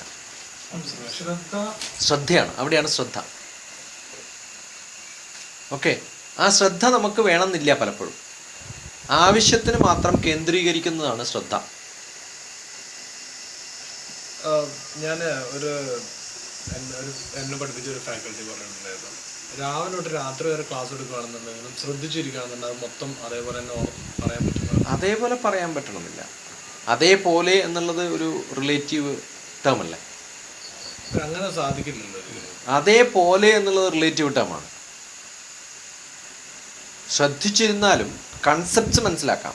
കൺസെപ്റ്റ്സ് മനസ്സിലാക്കാം, അത് പറയാം. അത് റീപ്രൊഡ്യൂസ് ചെയ്യുന്നതല്ല മനുഷ്യൻ്റെ ലക്ഷണം. അതാണ് ഞാൻ പറഞ്ഞത്. ആ ഡാറ്റയാണ് അദ്ദേഹം പറയുന്നത്. ഇപ്പം ഞാൻ നിങ്ങളോട് സംസാരിക്കുന്ന സമയത്ത് ഓക്കെ ഞാൻ പറയാം, ലേണിംഗ് ആർ ഡിഫറെൻറ്റ് സ്റ്റൈൽസ്. ഒന്ന്, കേൾക്കുന്ന സമയത്ത് നിങ്ങൾ ചെയ്യുന്ന കുറേ പ്രോസസ്സുകളുണ്ട് ഇൻറ്റേർണലി. ആദ്യം ചെയ്തതെന്താ വെച്ചാൽ ഈ ശശികുമാറിനെ പോലെ സംസാരിക്കുന്ന ആരെങ്കിലും ഉണ്ടോ എന്നിടക്ക് ആലോചിച്ച് പോവുകയാണ്. What are you trying to do? You are comparing me with somebody else. Okay, ചില ആൾക്കാരുണ്ട് ഇങ്ങനെ കമ്പയർ ചെയ്തുകൊണ്ടേയിരിക്കും. ചില ആൾക്കാർ ജഡ്ജ് ചെയ്യും, ചില ആൾക്കാർ അനലൈസ് ചെയ്യും, ചില ആൾക്കാർ ഇൻ്റർപ്രറ്റ് ചെയ്യും. ഇതൊക്കെ കൂടിയതാണ് പഠനം. അതൊന്നുമില്ലാതെ ഇത് അതേപോലെ കോപ്പി ചെയ്ത് സൂക്ഷിച്ചു വെക്കുന്ന റെക്കോർഡറല്ല നമ്മൾ. അത് പഠനമല്ല. പഠനം എപ്പോഴും നമ്മുടേതായ ഒപ്പീനിയൻ ഉണ്ടാക്കുകയാണ് പഠനം. ഇപ്പം ഞാൻ ഇതിനെക്കുറിച്ചൊക്കെ പറയുമ്പോൾ നിങ്ങളുടെ മനസ്സിൽ ഇതിനെക്കുറിച്ച് പണ്ട് പറഞ്ഞിട്ടുള്ള കുറേ കാര്യങ്ങൾ തലയിലുണ്ട്. അതും ഞാൻ പറയുന്നതും വെച്ച് കമ്പയർ ചെയ്തിട്ട് ജഡ്ജ് ചെയ്ത് അനലൈസ് ചെയ്ത് ഇൻ്റർപ്രറ്റ് ചെയ്ത് നിങ്ങളുടേതായ നോളജാക്കി നിങ്ങൾ മാറ്റും. ഓക്കെ, ഈ നിങ്ങളുടേതായ നോളജ് എന്ന് പറഞ്ഞാൽ യു ഓൾവേസ് കമ്പയർ വിത്ത്, ഇതേ ഞാൻ പറഞ്ഞു, ഈ തൊടുന്ന സമയത്ത് ഇതിന് തണുപ്പ് എന്ന് പറയുമ്പോൾ എൻ്റെ മുമ്പുള്ള അറിവുണ്ടല്ലോ, പരിപ്പ് വടയുടെ പഴയ ഷേപ്പ്, അതാണ് നിങ്ങളുടെ പഴയ നോളജ്. ആ പഴയ നോളജിൽ നിന്നാണ് പുതിയ നോളജുകൾ ഉണ്ടാക്കുന്നത്. ഞാൻ അത് ചോദിക്കാനുള്ള കാരണം ഞാൻ എൻ്റെ അടുത്തും കുട്ടികളൊക്കെ പറയുന്ന ഒരു കാര്യമാണ് B original, be your self. അങ്ങനെ പറയുമ്പോൾ എനിക്ക് തന്നെ പൂർണ്ണമായിട്ട് ഇല്ല, അങ്ങനെ നോബഡി ക്യാൻ ബി ഒറിജിനൽ. ഇപ്പം ഞാൻ പറയുന്ന എൻ്റെ ഭാഷ്യം, ഇപ്പം ഞാൻ എൻ്റേതാണെന്ന് പറയുന്ന ഈ ഭാഷ്യം ഇത് എൻ്റേതാണോ എന്ന് ചോദിച്ചാൽ ഞാൻ പറഞ്ഞല്ലോ നേരത്തെ, ഇത് ഒന്നും എൻ്റെ ഗുരു എന്നെ തലയിൽ കൈവച്ച് അനുഗ്രഹിച്ച് പറഞ്ഞു തന്നിട്ടുണ്ട്. എൻ്റെ എല്ലാ അറിവുകളും ഞാൻ നിനക്ക് പറഞ്ഞു തരുന്നു മകനെ, പകർന്നു തരുന്നു മകനെ എന്ന് പറഞ്ഞ് എനിക്ക് പറഞ്ഞു തന്നിട്ടുണ്ട്, അല്ലെങ്കിൽ എനിക്ക് അനുഗ്രഹിച്ചു വിട്ടിട്ടുണ്ട്. അപ്പോൾ ഈ പറയുന്ന ഓരോ വാക്കുകളിലും എവിടെയൊക്കെയോ ഗുരുവിൻ്റെ അറിവിൻ്റെ അംശമുണ്ട് എനിക്ക്. അതെൻ്റെ ഒറിജിനലല്ല. പക്ഷേ എൻ്റെ സയൻസ് നോളജും ഗുരുവിൻ്റെ സ്പിരിച്വൽ നോളജും കൂടി കമ്പൈൻ ചെയ്ത് റിലേറ്റ് ചെയ്ത് എൻ്റെ ഭാഷ്യമാക്കിയിട്ടാണ് ഞാനിപ്പോൾ ഇതെന്നെ ഇങ്ങനെ ആരും പഠിപ്പിച്ചിട്ടുണ്ടാവില്ല. ഞാനിപ്പോൾ പഠിപ്പിച്ചതുപോലെ അല്ല 2 വർഷം മുമ്പ് എന്നോട് ചോദിച്ച ചോദ്യങ്ങൾക്ക് ഞാൻ ഉത്തരം പറഞ്ഞിട്ടുണ്ടാവുക. ഇതേ ചോദ്യം, ഇതേ ഓറയുടെ ഡിസ്ക്രിപ്ഷൻ ഞാൻ പറഞ്ഞു കൊടുക്കണം. ആ പറഞ്ഞു കൊടുക്കുന്ന സമയത്ത് ഞാൻ ഇതൊന്നുമല്ല എൻ്റെ കൺസെപ്റ്റിൽ പറഞ്ഞിട്ടുണ്ടാവുക. അപ്പോൾ ഇന്ന് ഞാൻ ഒരു ഇനോഗ്രൽ സ്പീച്ചിന് പോയി, നമ്മൾ ഡിസ്കസ് ചെയ്ത പല കാര്യങ്ങളുമാണ് ഞാൻ അവിടെ പറഞ്ഞത്. പക്ഷേ ആർക്കെങ്കിലും ഇത് നമ്മൾ ഡിസ്കസ് ചെയ്തതാണെന്ന് തോന്നുന്ന വിധത്തിലാണോ പറഞ്ഞത്? അതാണ് എൻ്റെ ടാഗ്. ആ ടാഗ് വെച്ചിട്ടാണ് ഞാൻ അവിടെ എത്തുമ്പോൾ അവരുടെ ടാഗിലേക്ക് നമ്മൾ മാറ്റിപ്പറയാണ്. ഇപ്പം ധർമ്മം എന്താണെന്ന് ഞാൻ പഠിപ്പിക്കുന്നത് ഇന്ന് നമ്മൾ ഡിസ്കസ് ചെയ്ത് ചോദിച്ച കുറേ ചോദ്യങ്ങളുടെ ഉത്തരങ്ങളൊക്കെ ആയിട്ട് മനസ്സിലിങ്ങനെ ഇരിക്കുമ്പോൾ നമ്മൾ ധർമ്മത്തെക്കുറിച്ച് പറയുമ്പോൾ അതാണ് എൻ്റെ ധർമ്മത്തിൻ്റെ ഡെഫിനിഷൻ. ഇന്ന് ഒരു 2 മാസം കഴിഞ്ഞ് വേറൊരു ടോക്കിന് പോകുന്ന സമയത്ത് എൻ്റെ ധർമ്മത്തിൻ്റെ ഡെഫിനിഷനേ മാറും. മനസ്സിലാവുണ്ടോ? അപ്പോൾ അത് നമ്മൾ ഒറിജിനൽ ആവുകയാണ്. ഞാൻ ഒറിജിനൽ പോയട്രി എന്ന് പറഞ്ഞാൽ എന്താ? അതിനകത്ത് ഇരിക്കുന്ന എല്ലാ അക്ഷരങ്ങളും പുതിയതാവണമെന്നുണ്ടോ? വാക്കുകൾ പുതിയതാവണമെന്നുണ്ടോ? സങ്കല്പങ്ങളും പുതിയതാവണമെന്നില്ല. കൃഷ്ണൻ്റെയും രാമൻ്റെയും സങ്കല്പങ്ങൾ പണ്ടേ ഉള്ളതാണ്. അത് ഞാൻ അതുപോലെ പകർത്തി എഴുതും. പക്ഷേ കോണ്ടെക്സ്റ്റുവലായിട്ട് ഞാൻ അതിനെ ഡിഫറൻ്റ് ആയിട്ട് മാറ്റി എഴുതുകയാണ്. അത് കോണ്ടെക്സ്റ്റുവലായിട്ട് മാറ്റി എഴുതി കവിതയുടെ രൂപത്തിലേക്ക് ഞാൻ ഇന്നവേറ്റീവായി ക്രിയേറ്റീവായിട്ട് ഞാൻ എഴുതുന്ന എൻ്റെ ഒറിജിനൽ കവിത, ഇത് എൻ്റെ കവിതയാണെന്ന് പറഞ്ഞ് വേറൊരാൾ അപ്രീഷിയേറ്റ് ചെയ്യുന്ന സമയത്ത് ആരോ ഫ്രം ഷാഡോ, ഇതിലേതെങ്കിലും കൺസെപ്റ്റ് പുതിയതാണെന്ന് നിങ്ങൾ പറയണം. Arrow from the shadow. Okay, in 1 janma you learn and in another you teach. ഇത് പുതിയതല്ല. പിന്നെ ഈ പുതിയതല്ലാത്തൊരു സാധനം പുതിയതല്ലാത്ത വേറൊരു സാധനമായിട്ട് റിലേറ്റ് ചെയ്യും. ആ കൺസെപ്റ്റ് പുതിയതാണ്. മനസ്സിലായോ? അതാണ് ഇന്നൊവേഷൻ. ഒറിജിനൽ ആവണ്ട, നിങ്ങൾ ഇന്നൊവേറ്റീവ് ആവേണ്ടത്. എന്താ ഇന്നൊവേഷൻ എന്ന് പറഞ്ഞാൽ, ഈ പെൻസിലിന് ഒരു ഗുണം യൂസ് ഉണ്ടാക്കിയിട്ടുണ്ട്, അത് മാറ്റിയിട്ട് ഞാൻ ഇങ്ങനെ ഉപയോഗിക്കുമ്പോൾ അത് ഇന്നൊവേഷനാണ്. റൈറ്റ്? ഇതിനെ വേറെ തരത്തിലേക്ക്, ഈ പേനയെ ഞാൻ പെൻസിലിനെ ഇങ്ങനെ വെച്ച് ഫോൾഡ് ചെയ്യാൻ ഞാൻ ഉപയോഗിക്കുന്നത് ഇന്നൊവേഷനാണ്. റൈറ്റ്? ഈ പെൻസിലിനെ ഇതേപോലെ മെഷർ ചെയ്ത് ഇതിൻ്റെ ഹാഫ് എടുത്ത് ഇവിടെ ഞാനിത് ഫോൾഡ് ചെയ്യാൻ ഉപയോഗിക്കുന്നത് ഇന്നൊവേഷനാണ്. ഈ കൺസെപ്റ്റിൽ നമ്മൾ പറയുന്ന ഓരോ സംഭവങ്ങളും അങ്ങനെയാണ് ജീവിതത്തിൽ. ഇപ്പോൾ പുനർജന്മത്തെക്കുറിച്ചുള്ള നമ്മുടെ ഡെഫിനിഷൻസ് ഈ കവിതയിൽ എനിക്ക് എൻറ്റയർലി ഡിഫറെൻ്റ് ആയിട്ടാണ് ഞാൻ വെച്ചിട്ടുള്ളത്. അപ്പോൾ അത് എൻ്റെ ഒരു ഇന്നൊവേഷനാണ്. അത് ഒറിജിനൽ ആണോ എന്ന് ചോദിച്ചു കഴിഞ്ഞാൽ വേറെ ആരെങ്കിലും ഇത് എഴുതിയിട്ടുണ്ടോ എന്ന് ഞാൻ ലിറ്ററേച്ചർ സർവേ ചെയ്തിട്ടല്ലല്ലോ ഞാനിത് എഴുതുന്നത്. ചിലപ്പോൾ ഈ കൺസെപ്റ്റ് വേറെ ആരെങ്കിലും ഒക്കെ എഴുതിയിട്ടുണ്ടാവും. അയാൾ എൻ്റെ അടുത്ത സീറ്റിൽ ഇരുന്നിട്ട് യാത്ര ചെയ്തപ്പോൾ എനിക്ക് കിട്ടിയതാവാം ഈ concept. How do I know? കാരണം നോളജ് എന്ന് പറയുന്നത് ഇങ്ങനെ പകർന്നു കിട്ടുന്നതാണ്. നമ്മൾ ഭഗവത്ഗീത ഒരു പ്രാവശ്യം വായിക്കുന്ന സമയത്ത് കിട്ടുന്ന എൻ്റെ തോട്ട് പ്രോസസ്സ് അല്ല ഞാൻ 100th ടൈം വായിക്കുമ്പോൾ എനിക്ക് കിട്ടുന്നത്. ഓരോ പ്രാവശ്യം വായിക്കുമ്പോഴും വ്യത്യസ്തമായ അനുഭവങ്ങളുണ്ടാവും. ആ ഓരോ അനുഭവവും പുതിയതാണ്. പക്ഷെ അതേ അനുഭവം വേറൊരാൾക്ക് ഉണ്ടായിക്കൂടാതെന്ന് എനിക്ക് പറയാൻ വയ്യ. ഒറിജിനൽ എന്ന് പറഞ്ഞാൽ വ്യത്യാസം മനസ്സിലായില്ലേ? മുൻവിധികൾ ഇല്ലാതെ കാര്യങ്ങളെ സമീപിക്കാനുള്ള അല്ല, മേക്ക് മൈ ഒപ്പീനിയൻ. ഇപ്പം നമ്മൾ ന്യൂസ് പേപ്പർ വായിക്കുന്ന സമയത്ത് ന്യൂസ് പേപ്പറിൽ കുറേ കാര്യങ്ങൾ എഴുതിയിട്ടുണ്ട്. Do you believe that as it is? വേറെയും 4 ന്യൂസ് പേപ്പർ വായിക്കുമ്പോൾ ഈ ന്യൂസ് പേപ്പറും ഈ ന്യൂസ് പേപ്പറും ഈ ന്യൂസ് പേപ്പറും ഈ ന്യൂസ് പേപ്പറും ഒരേ കാര്യം പലതരത്തിലാണ് പറഞ്ഞിരിക്കുന്നത്. ഇതെല്ലാം കൂടി വായിച്ചിട്ട് എൻ്റെ ഒരു കൺസെപ്റ്റ് ഞാൻ ഉണ്ടാക്കാം. അതെല്ലാം മിക്സ് ചെയ്തിട്ടാണ്. കുറച്ച് ഭാഗം ഇതിനകത്ത് നിർത്തണം, കുറച്ച് ഭാഗം ഇതിനകത്ത് നിർത്തണം. ഇതെല്ലാം കൂടി എടുക്കുമ്പോഴാണ് ഞാൻ എൻ്റെ ഒപ്പീനിയൻ ഉണ്ടാക്കുക. ആ opinion is innovative, highly creative, highly original. ആ കൺസെപ്റ്റ് ഒറിജിനലാണ്, പക്ഷെ കണ്ടൻറ്റുകളൊന്നും ഒറിജിനൽ അല്ല അതിനകത്ത്. പഠനം, ലേണിംഗ് എന്ന പ്രോസസ്സ് എളുപ്പത്തിൽ അല്ലെങ്കിൽ നമ്മൾക്ക് ഏറ്റവും ഭംഗിയായിട്ടും ഈ പറഞ്ഞ രീതിയിൽ ശ്രദ്ധപൂർണ്ണമായിട്ട് കിട്ടുന്ന രീതിയിലൊക്കെ ചെയ്യാൻ ഉള്ള ഒരു മോഡലോ അല്ലെങ്കിൽ ആദ്യം വേണ്ടത് കുറേ ചോദ്യങ്ങളാണ്. ഇപ്പം ഞാൻ ഇന്നലെ പറഞ്ഞ ഒരു തിസിസ് എഴുതുമ്പോഴുള്ള ഒബ്ജക്റ്റീവ്, സ്കോപ്പ് ഒക്കെ എഴുതിയല്ലോ നമ്മൾ, ഇല്ലേ? ഒബ്ജക്റ്റീവ് സ്കോപ്പ് വേണം, ലിറ്ററേച്ചർ സർവേ ചെയ്യണം, എന്നിട്ട് റിലവൻസിനെ കുറിച്ച് പറയണം. നിങ്ങളൊരു ചാപ്റ്റർ വായിക്കുമ്പോൾ ഇത് ചെയ്യണം. What is the objective of reading this chapter? ഞാൻ എന്തിനാണ് അത് വായിക്കണത്? ഏതെങ്കിലും ഒരു ചാപ്റ്ററിൻ്റെ ഹെഡിങ് പറയൂ ഇപ്പോൾ പഠിപ്പിക്കുന്ന വിഷയത്തിൽ.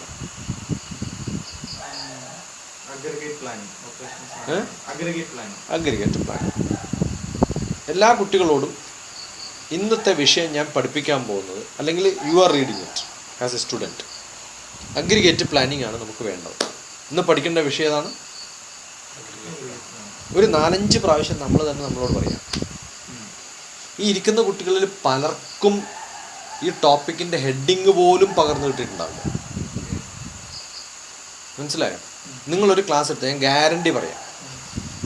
കാരണം 6 ലക്ഷം കുട്ടികളെ കണ്ടിട്ടുണ്ട് എൻ്റെ ജീവിതത്തിൽ ഞാനിപ്പോൾ. സാധാരണ ടീച്ചിങ് ക്ലാസ്സുകളിൽ ഏത് കുട്ടികളെടുത്ത് ചോദിച്ചാലും ഏത് ടോപ്പിക്കാണ് നിങ്ങൾ ഇന്നലെ പഠിച്ചത് എന്ന് ചോദിച്ചാൽ ആ ടോപ്പിക്കിൻ്റെ ഹെഡിങ് പോലും അവരറിയില്ല. ഇന്നലെ കണ്ട സിനിമയുടെ ഹെഡിങ് നമുക്കറിയോ? ഏത് സിനിമയാണ് കണ്ടതെന്ന് വെച്ചാൽ കറക്റ്റായിട്ട് പറയാൻ പറ്റുമോ? എന്താ കാരണം? ആ ഹെഡിങ്ങിനെ കുറിച്ച് നമ്മൾ 4 പേരോടെങ്കിലും പറഞ്ഞിട്ടുണ്ടാവും. ഞാൻ ഇന്ന സിനിമക്കാണ് പോയത്, ഇന്ന സിനിമയാണ് കണ്ടത്. നമ്മൾ ഏതെങ്കിലും ആൾക്കാരോട് ഇന്ന് പഠിച്ച വിഷയത്തിൻ്റെ ടോപ്പിക്ക് ഹെഡിങ് ഇന്നാണെന്ന് പറയാറുണ്ടോ? സർ, അതിന് ഒരാളോട് പറയുന്നതിൻ്റെ ഉപരി അവരുടെ ഇൻട്രസ്റ്റും കൂടിയല്ലേ. അത് ഉണ്ടാക്കിയെടുക്കാനുള്ള മാർഗ്ഗമാണ് പഠിക്കാനുള്ള മാർഗം. ഉണ്ടാക്കിയെടുക്കാനുള്ള മാർഗ്ഗമാണ് ഞാനിപ്പോൾ പറയണത്. ഞാൻ പഠിക്കാൻ പോകുന്ന വിഷയം, ഇന്ന് ഞാൻ ക്ലാസ് എടുക്കാൻ പോകുന്നത് ഏതാ മോനെ? ഇന്ന് ഞാൻ കാണാൻ പോണ സിനിമ ഏതാ മോനെ എന്ന് ചോദിക്കണില്ലേ നമ്മൾ, ഇല്ലേ? ഏത് സിനിമക്കാണ് നമ്മൾ പോണേ? സിനിമയുടെ പേര് പറയും. അതുപോലെ പറയണം നമ്മൾ, അത്ര കാഷ്വലായിട്ട് പറയണം. നിങ്ങൾക്കൊരു ടോപ്പിക്ക് പഠിപ്പിക്കാൻ ഒറ്റ ദിവസം വേണ്ട. ഞാൻ ഒരു ഫിസിക്സ് 9th ക്ലാസ്സിൻ്റെ സിലബസ് ഫുൾ ഒറ്റ ദിവസം കൊണ്ട് പഠിപ്പിച്ചു. അങ്ങനെ പഠിപ്പിക്കും. നീ ഏതാ വിഷയം പഠിക്കുന്നത്? Aggregate planning. എന്താ അഗ്രിഗേറ്റ് പ്ലാനിങ്? ഒന്ന് എഴുതിയേ. ഒരു പേജ് എഴുതാൻ പറയാം. എഴുതാൻ പറ്റുമോ എല്ലാവർക്കും? അര പേജ് എഴുതാൻ പറ്റുമോ? അഗ്രിഗേറ്റ് കുറച്ച് നേരം കഴിഞ്ഞാൽ അഗ്രിഗേറ്റ് പ്ലാൻ വെക്കും. അപ്പം മനസ്സിലായി നിങ്ങൾക്ക് അഗ്രിഗേറ്റ് പ്ലാനിങ്ങിൽ ഒരു വിവരമില്ല. മനസ്സിലായല്ലോ ഇല്ലേ? അടുത്ത 1 മണിക്കൂറിൽ ഞാൻ ഒരു ചാപ്റ്റർ തീർക്കാൻ പോകണം. അഗ്രിഗേറ്റ് പ്ലാനിങ് പഠിക്കണോ വേണ്ടേ? ക്യൂരിയോസിറ്റി കൂടും പിള്ളേരിൽ, കൂടുമല്ലോ. ഇങ്ങനെ ഞാൻ ക്ലാസ് എടുക്കാം. നമ്മൾ പഠിപ്പിക്കാൻ പോണ വിഷയം അഗ്രിഗേറ്റ് പ്ലാനിങ് ആണ്. നിങ്ങൾക്ക് അറിയില്ല എന്ന് ഇപ്പം നിങ്ങൾക്ക് മനസ്സിലായി. ഈ ക്ലാസ് കഴിയുമ്പോഴത്തേക്ക് നിങ്ങൾക്ക് അഗ്രിഗേറ്റ് പ്ലാനിങ്ങിനെ കുറിച്ച് 10 പേജ് എഴുതാനുള്ള കഴിവുണ്ടാവണോ വേണ്ടയോ? 2 പേജ് എഴുതാനുള്ള കഴിവുണ്ടാവണോ വേണ്ടയോ? വേണമെങ്കിൽ നമുക്ക് നോക്കാം. എന്തായി അവിടെ? ഇൻട്രസ്റ്റ് ഓരോരാളും ശ്രദ്ധിക്കണം. പിന്നെ ഞാനിപ്പോൾ അഗ്രിഗേറ്റ് പ്ലാനിങ്ങിനെ കുറിച്ച് എനിക്കറിയാവുന്ന കാര്യങ്ങളൊക്കെ പറയാൻ പോവാണ്. ഇതൊന്നുമല്ല ultimate knowledge about aggregate planning. ഇതിനെക്കുറിച്ച് ഇനിയും കുറേ നോളജ് പല ബുക്കിലും, പല ടെക്സ്റ്റ് ബുക്കുകളിലും, പല റെഫറൻസ് ബുക്കുകളിലും, നിങ്ങളുടെ പ്രിസ്ക്രൈബ്ഡ് ബുക്കിലും, എക്സ്പേർട്ടായിട്ടുള്ള പ്ലാനിങ് എക്സ്പേർട്സിൻ്റെ അടുത്തും പോയാൽ നിങ്ങൾക്ക് കിട്ടും. നമ്മൾ റെഫറൻസ് പറഞ്ഞു, പ്രിസ്ക്രൈബ്ഡ് ബുക്ക് പറഞ്ഞു, എൻ്റെ ക്ലാസ് നോട്ടല്ല വേണ്ടതെന്ന് പറഞ്ഞു. പക്ഷേ I am going to tell, but you are suppose to take note. ഞാൻ പറയുന്നതൊക്കെ നോട്ട് ചെയ്തോളാം. I am not going to give you notes. ഏറ്റവും വലിയ ശാപം ടീച്ചേഴ്സ് നോട്ട് കൊടുക്കുന്നതാണ്. നോട്ട് കൊടുക്കരുത് പിള്ളേർക്ക്. നോട്ട് എടുക്കാൻ പഠിക്കണം. നമ്മൾ ലെക്ചർ ചെയ്യുന്നതിനിടയിൽ ആവശ്യമുള്ള പോയിന്റ്സ്, ഇപ്പം നിങ്ങളെങ്ങനെ എഴുതിയെടുക്കണേ അല്ലേ? ആവശ്യമുള്ള പോയിന്റ്സ് കളക്ട് ചെയ്യാൻ നിങ്ങൾക്ക് സാധിക്കുന്നതുകൊണ്ടല്ലേ അങ്ങനെ പറ്റണത്. ആ സാധിക്കുന്നവരാക്കി മാറ്റിയെടുക്കല്ലേ വേണ്ടത് നമ്മുടെ പിള്ളേരെ. നമ്മൾ എപ്പോഴെങ്കിലും അങ്ങനെ മാറ്റിയെടുക്കണ്ടേ? എപ്പോഴാണ് എടുക്കുക? 1ാം ക്ലാസ് മുതൽ എടുക്കും. അത് പറ്റില്ലെങ്കിൽ MBA ക്കെങ്കിലും ചെയ്യിപ്പിക്കും അവരെ. അങ്ങനെ നോട്ട് ടേക്കിംഗ് അവരുടെ ഹാബിറ്റാണ്. അവർ നാളെ ഓഫീസിൽ പോയി വർക്ക് ചെയ്യുന്ന സമയത്ത് ബോസ് ചെയ്യേണ്ട കാര്യങ്ങൾ ടേക്ക് ഡൗൺ, റൈറ്റ് ഡൗൺ എന്ന് പറഞ്ഞിട്ട് ഇൻസ്ട്രക്റ്റ് ചെയ്യുക. ആ ഇൻസ്ട്രക്ഷൻ പറയുന്ന സമയത്ത് അയാൾ നോട്ട് ചെയ്തെടുക്കേണ്ടതുണ്ട് അല്ലേ? അതെവിടെ പഠിക്കണം? ക്ലാസ്സിൽ പഠിക്കണം. So taking notes is compulsory. ഇപ്പോൾ ടേക്കിംഗ് നോട്ട്സ് വേണമെന്നില്ല. They can record and keep it also, no problem. എന്നാലും കുഴപ്പമില്ല. അപ്പം ഞാനും ചിലപ്പോൾ ലെക്ചർ വരുന്ന സമയത്ത് ഫുൾ റെക്കോർഡ് ചെയ്യണമെങ്കിൽ ഞാൻ നോട്ട് അപ്പം തന്നെ ഉണ്ടാക്കും, ടൈപ്പ് ചെയ്തിട്ട് നോട്ട് ഉണ്ടാക്കും. അപ്പം നോട്ട് ടേക്കിംഗ് കഴിഞ്ഞ് കഴിഞ്ഞാൽ they have to make a note at home. Note taking and note making, there are 2 processes. ഒന്ന് നോട്ട് ടേക്കിംഗ് ആണ്, ഒന്ന് നോട്ട് മേക്കിംഗ്. ഈ ഉണ്ടാക്കിയ നോട്ടുകളെ കൊണ്ടുപോയി വീട്ടിൽ കൊണ്ടുപോയിട്ട് എഴുതി പുതിയ നോട്ട് ഉണ്ടാക്കാൻ പറ്റണം അവർക്ക്. ലൈറ്റ് ഇട്ടിട്ടില്ല, അതിലൊന്നും ശ്രദ്ധ പോയില്ല.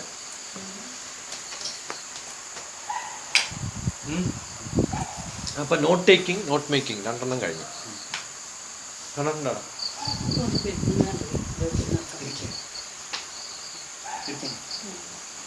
ഓക്കെ. അപ്പോൾ പഠിക്കാനുള്ള വിഷയത്തെക്കുറിച്ച് ഞാൻ ക്ലാസ് എടുക്കുമ്പോൾ നല്ല നോട്ട് ഉണ്ടാക്കി എടുക്കുക. ആ നോട്ട് വെച്ചിട്ട് പുതിയ ഏത് ക്ലാസ് കഴിഞ്ഞാലും മണിയിച്ച് പെയിൻറ്റ് രാമസത്തിലൂടെ ഈ നോട്ട് ഉണ്ടാക്കി കഴിഞ്ഞു കഴിഞ്ഞാൽ ആഫ്റ്റർ ദ ക്ലാസ് അത് ഇതന്നെയാണ്. ബുക്കിനിങ് അങ്ങനെ തന്നെയാണ്. അത് വായിക്കണ സമയത്ത് എനിക്ക് കിട്ടുന്ന ഒരു പാരഗ്രാഫ് വായിക്കുമ്പോൾ പാരഗ്രാഫ് തരംതിരിച്ചിട്ടാണല്ലോ എഴുതുക. സെക്ഷൻ, സബ്സെക്ഷൻ, സബ്സെക്ഷൻസ്, പാരഗ്രാഫ്സ് ഒക്കെയാണ് നമ്മുടെ ടെക്സ്റ്റ് ബുക്ക്. ഒരു പാരഗ്രാഫ് വായിക്കുമ്പോൾ അതിനകത്ത് ഒരു കൺസെപ്റ്റാണ് ഒരു പാരഗ്രാഫ്. ആ കൺസെപ്റ്റ് മനസ്സിലാക്കിയിട്ട് ഒരു നോട്ട് ഉണ്ടാക്കാൻ പറ്റാത്തിടത്തോളം കാലം അടുത്ത പാരഗ്രാഫിലേക്ക് ചാടരുത്. ഇല്ല, ചായ ഉണ്ടാക്കി കുടിച്ചു. കട്ടൻ ചായ ഉണ്ടാക്കി കുടിച്ചു. മിസ്റ്റർ ഉണ്ടായിരുന്നു, ശാന്തേച്ചു വന്നിട്ടുണ്ടായിരുന്നു. അവർ രണ്ടാളുണ്ടായിരുന്നു. അവർ കുറച്ച് നോക്കോ. ബാബു എത്തിയിട്ട് വിളിച്ചോ? ഇന്ന് ഓഫീസിൽ പോയി ഞാൻ എത്ര വരെ പോയി? 1:30 മണിച്ച് പോയ പേരായിരുന്നു പപ്പാട്ടിൻ്റെ അടുത്ത്. എന്തിന്? അല്ല, ഞാൻ മേൽക്കോട്ടത്തെ എന്നിട്ട് അങ്ങോട്ട് പോയി. അവിടെ ഇവിടെ പോയി ചിന്നൂനെയും പൊന്നിയിലോട്ട് അടുത്ത ഇളമയെ പറഞ്ഞു. ഞാനൊന്ന് പോയിട്ട് വരുന്നു ചോദിച്ചു. ഓ, പപ്പാട്ട് ബസ്സിന് ഞങ്ങൾ കൃഷ്ണൻ്റെ എനിക്ക് വിളിക്കാറില്ല. ഞാൻ വരില്ല. അല്ല, ഓനെന്നിട്ട് ഇവിടെ കൊണ്ടാക്കി ബസ്സിന് കൃഷ്ണൻ്റെ ഭർത്താവ്. ഞാൻ പോയിരുന്നു കുഞ്ഞിനെ കാണാൻ. ഇന്നലെ പറഞ്ഞ മണിയച്ചി ഇവരെല്ലാം പോകുമ്പോൾ ഞാനും ഹരിയും പോയി. അവർ പോയിരുന്നു അവിടെ. രാമസട്ടൻ കാരണമായിരുന്നു. എന്നോട് പറഞ്ഞു. കുറെ വൈകി പോയി. ആരെയോ കണ്ടു എങ്ങനെ കയറാൻ വിചാരിച്ചു. ഏട്ടാ ഇല്ല, വേണ്ട, ഞാൻ പെട്ടെന്ന്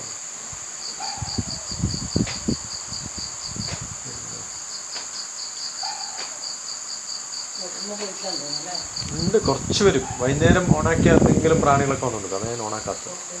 കുറച്ച് സമയം വിട്ട് കഴിഞ്ഞാൽ പിന്നെ പ്രശ്നം. പാറ്റകൾ, മഴപ്പാറ്റകളോ പ്രാണികളോ ഒക്കെ വരും. അപ്പോൾ ഈ പഠിക്കുന്ന കൺസെപ്റ്റുകൾ വായിക്കുന്നതായാലും you have to make a note. ഒരു പാരഗ്രാഫിൽ ഒരു സെൻറ്റൻസ് എഴുതാൻ പറ്റണം. ഒരു ചാപ്റ്റർ കഴിയുമ്പോഴത്തേക്കും ഒരു പാരഗ്രാഫെങ്കിലും നമുക്ക് എഴുതാൻ പറ്റണം. ഇതാണ് നമ്മുടെ നോട്ട് മേക്കിങ്ങിൻ്റെ ഭാഗം. ഇനി എൻ്റെ 1 മണിക്കൂർ ക്ലാസ് കഴിഞ്ഞാൽ ഐ വിൽ നെവർ, ഇപ്പോൾ ഈ പ്രഭാഷണങ്ങൾക്കോ ഇനോഗ്രേഷനോ പോകുന്ന പോലെയല്ല ക്ലാസ്സുകൾ. ആ ക്ലാസ് കഴിഞ്ഞാൽ ക്ലാസ്സിൽ അറ്റൻഡ് ചെയ്യുന്നവർ ഒക്കെ ഡിസ്കസ് ചെയ്യണം.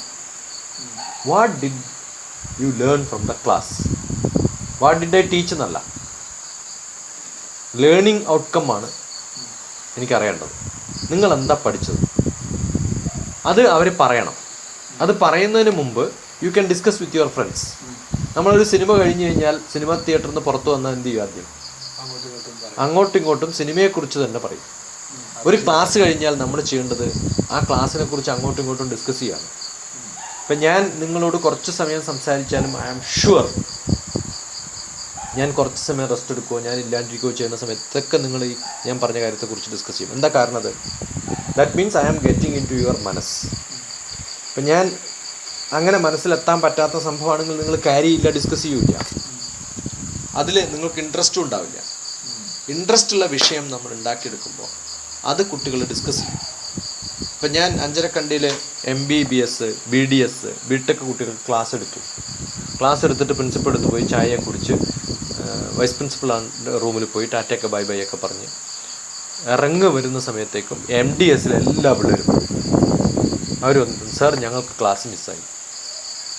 ചോദിച്ചു, നിങ്ങൾക്ക് എന്ത് മിസ്സായി എന്നാണ് പറഞ്ഞത്? BDSലെ പിള്ളേരൊക്കെ വന്ന് പറഞ്ഞു, യു മിസ്ഡ് എ ചാൻസ്. അപ്പോൾ അവർ ആ ക്ലാസ് മിസ്സായി എന്ന് ബാക്കിയുള്ളവരുടെ അടുത്ത് പറഞ്ഞ് കൊതിപ്പിക്കാൻ കാരണം എന്താ? They carry that message. അവർ ഡിസ്കസ് ചെയ്തു ഈ കാര്യങ്ങൾ. MDSലെ കുട്ടികൾ ഒട്ടനെ വന്നിട്ട് പറഞ്ഞു, പ്രിൻസിപ്പൾ എടുത്ത് പോയിട്ട് പെർമിഷൻ ചോദിച്ചു, സാറിൻ്റെ ക്ലാസ് എപ്പോഴാണ് ഇനി അറേഞ്ച് ചെയ്യണം ഇവിടെ? അപ്പോൾ ഞാൻ പറഞ്ഞു, 24 പിള്ളേർക്ക് വേണ്ടിയിട്ട് ഞാൻ അവിടെ ഒന്നും വരില്ല, 1200 പിള്ളേർക്കൊക്കെയാണ് കേൾക്കാറുള്ളത്. പറഞ്ഞു, സാർ വേണ്ട, സാറിൻ്റെ വീട് പറഞ്ഞു, ഞങ്ങൾ അങ്ങോട്ട് വരാം. അവർ വന്നു ഇവിടെ, സ്പെൻഡ് എ ഡേ. അപ്പോൾ ആ ഡിസ്കഷൻസ് ഉണ്ടാക്കിയെടുത്ത് ഏത് വിഷയം ഇപ്പം നമ്മൾ പഠിക്കാൻ തുടങ്ങിയത്? Aggregate plan. ഈ ക്ലാസ് തീരുമ്പോഴത്തേക്കും അവരുടെ ഡിസ്കഷൻസ് ഒക്കെ അഗ്രിഗേറ്റ് പ്ലാനിങ്ങിലാണ്. അതിലുള്ള കൺസെപ്റ്റുകളും ഒക്കെ ഡിസ്കസ് ചെയ്ത് ഡിബേറ്റ് ചെയ്ത് എന്താ പഠിച്ചത് അതിനകത്ത് 10 പോയിന്റ്സ് പറയും. ഓരോരാളും ഓരോ പോയിന്റ്സ് പറയണം. ആ പോയിന്റ്സ് പറഞ്ഞു തീരുമ്പോഴത്തേക്കും ക്ലാസ്സിലെ എല്ലാ കുട്ടികൾക്കും അഗ്രിഗേറ്റ് പ്ലാനിങ് എന്താണെന്ന് മനസ്സിലായി. ഇനി എഴുതുക, ഓരോ പേജ് കണക്കിന് എഴുതുക. 1 മണിക്കൂർ മതി ഒരു ചാപ്റ്റർ തീർക്കാൻ. ഈ സമയത്ത് അവർക്ക് 100% കോൺസെൻട്രേഷൻ ഉണ്ടാവും. കാരണം ക്ലാസ് കഴിഞ്ഞാൽ ഞാൻ ചോദിക്കണത് എന്താ പഠിച്ചതെന്ന് പറയാൻ പറയും. ഇനി പിടിക്കണ്ടല്ലോ. ഈ ഇദ്ദേഹം പറഞ്ഞ പോയിന്റ് ഇയാൾ റിപ്പീറ്റ് ചെയ്തു, പുതിയ പോയിന്റ്സ് പറയണം. ഒരു പോയിന്റേ പറയാവൂ. You understood? ഈ പറയുന്ന ഇൻസ്ട്രക്ഷൻസ് ഒക്കെ നമ്മൾ നേരത്തെ കൊടുക്കുന്നുണ്ട് ഈ 1 hour മുമ്പ്.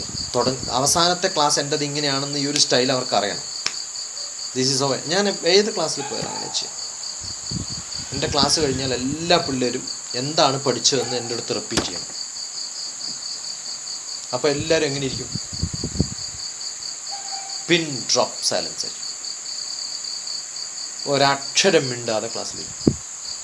അതിനിടയിൽ ആരെങ്കിലും ഒന്ന് അനങ്ങിയാൽ തൂക്കി പിടിച്ചു കൊടുത്തത്. ഭയങ്കര സ്ട്രിക്റ്റാണ് എൻ്റെ ക്ലാസ്. ചില സ്കൂൾസിലൊക്കെ പോയിട്ട് ഞാൻ principal, you are unfit to become a principal, you don't know how to make your students in discipline.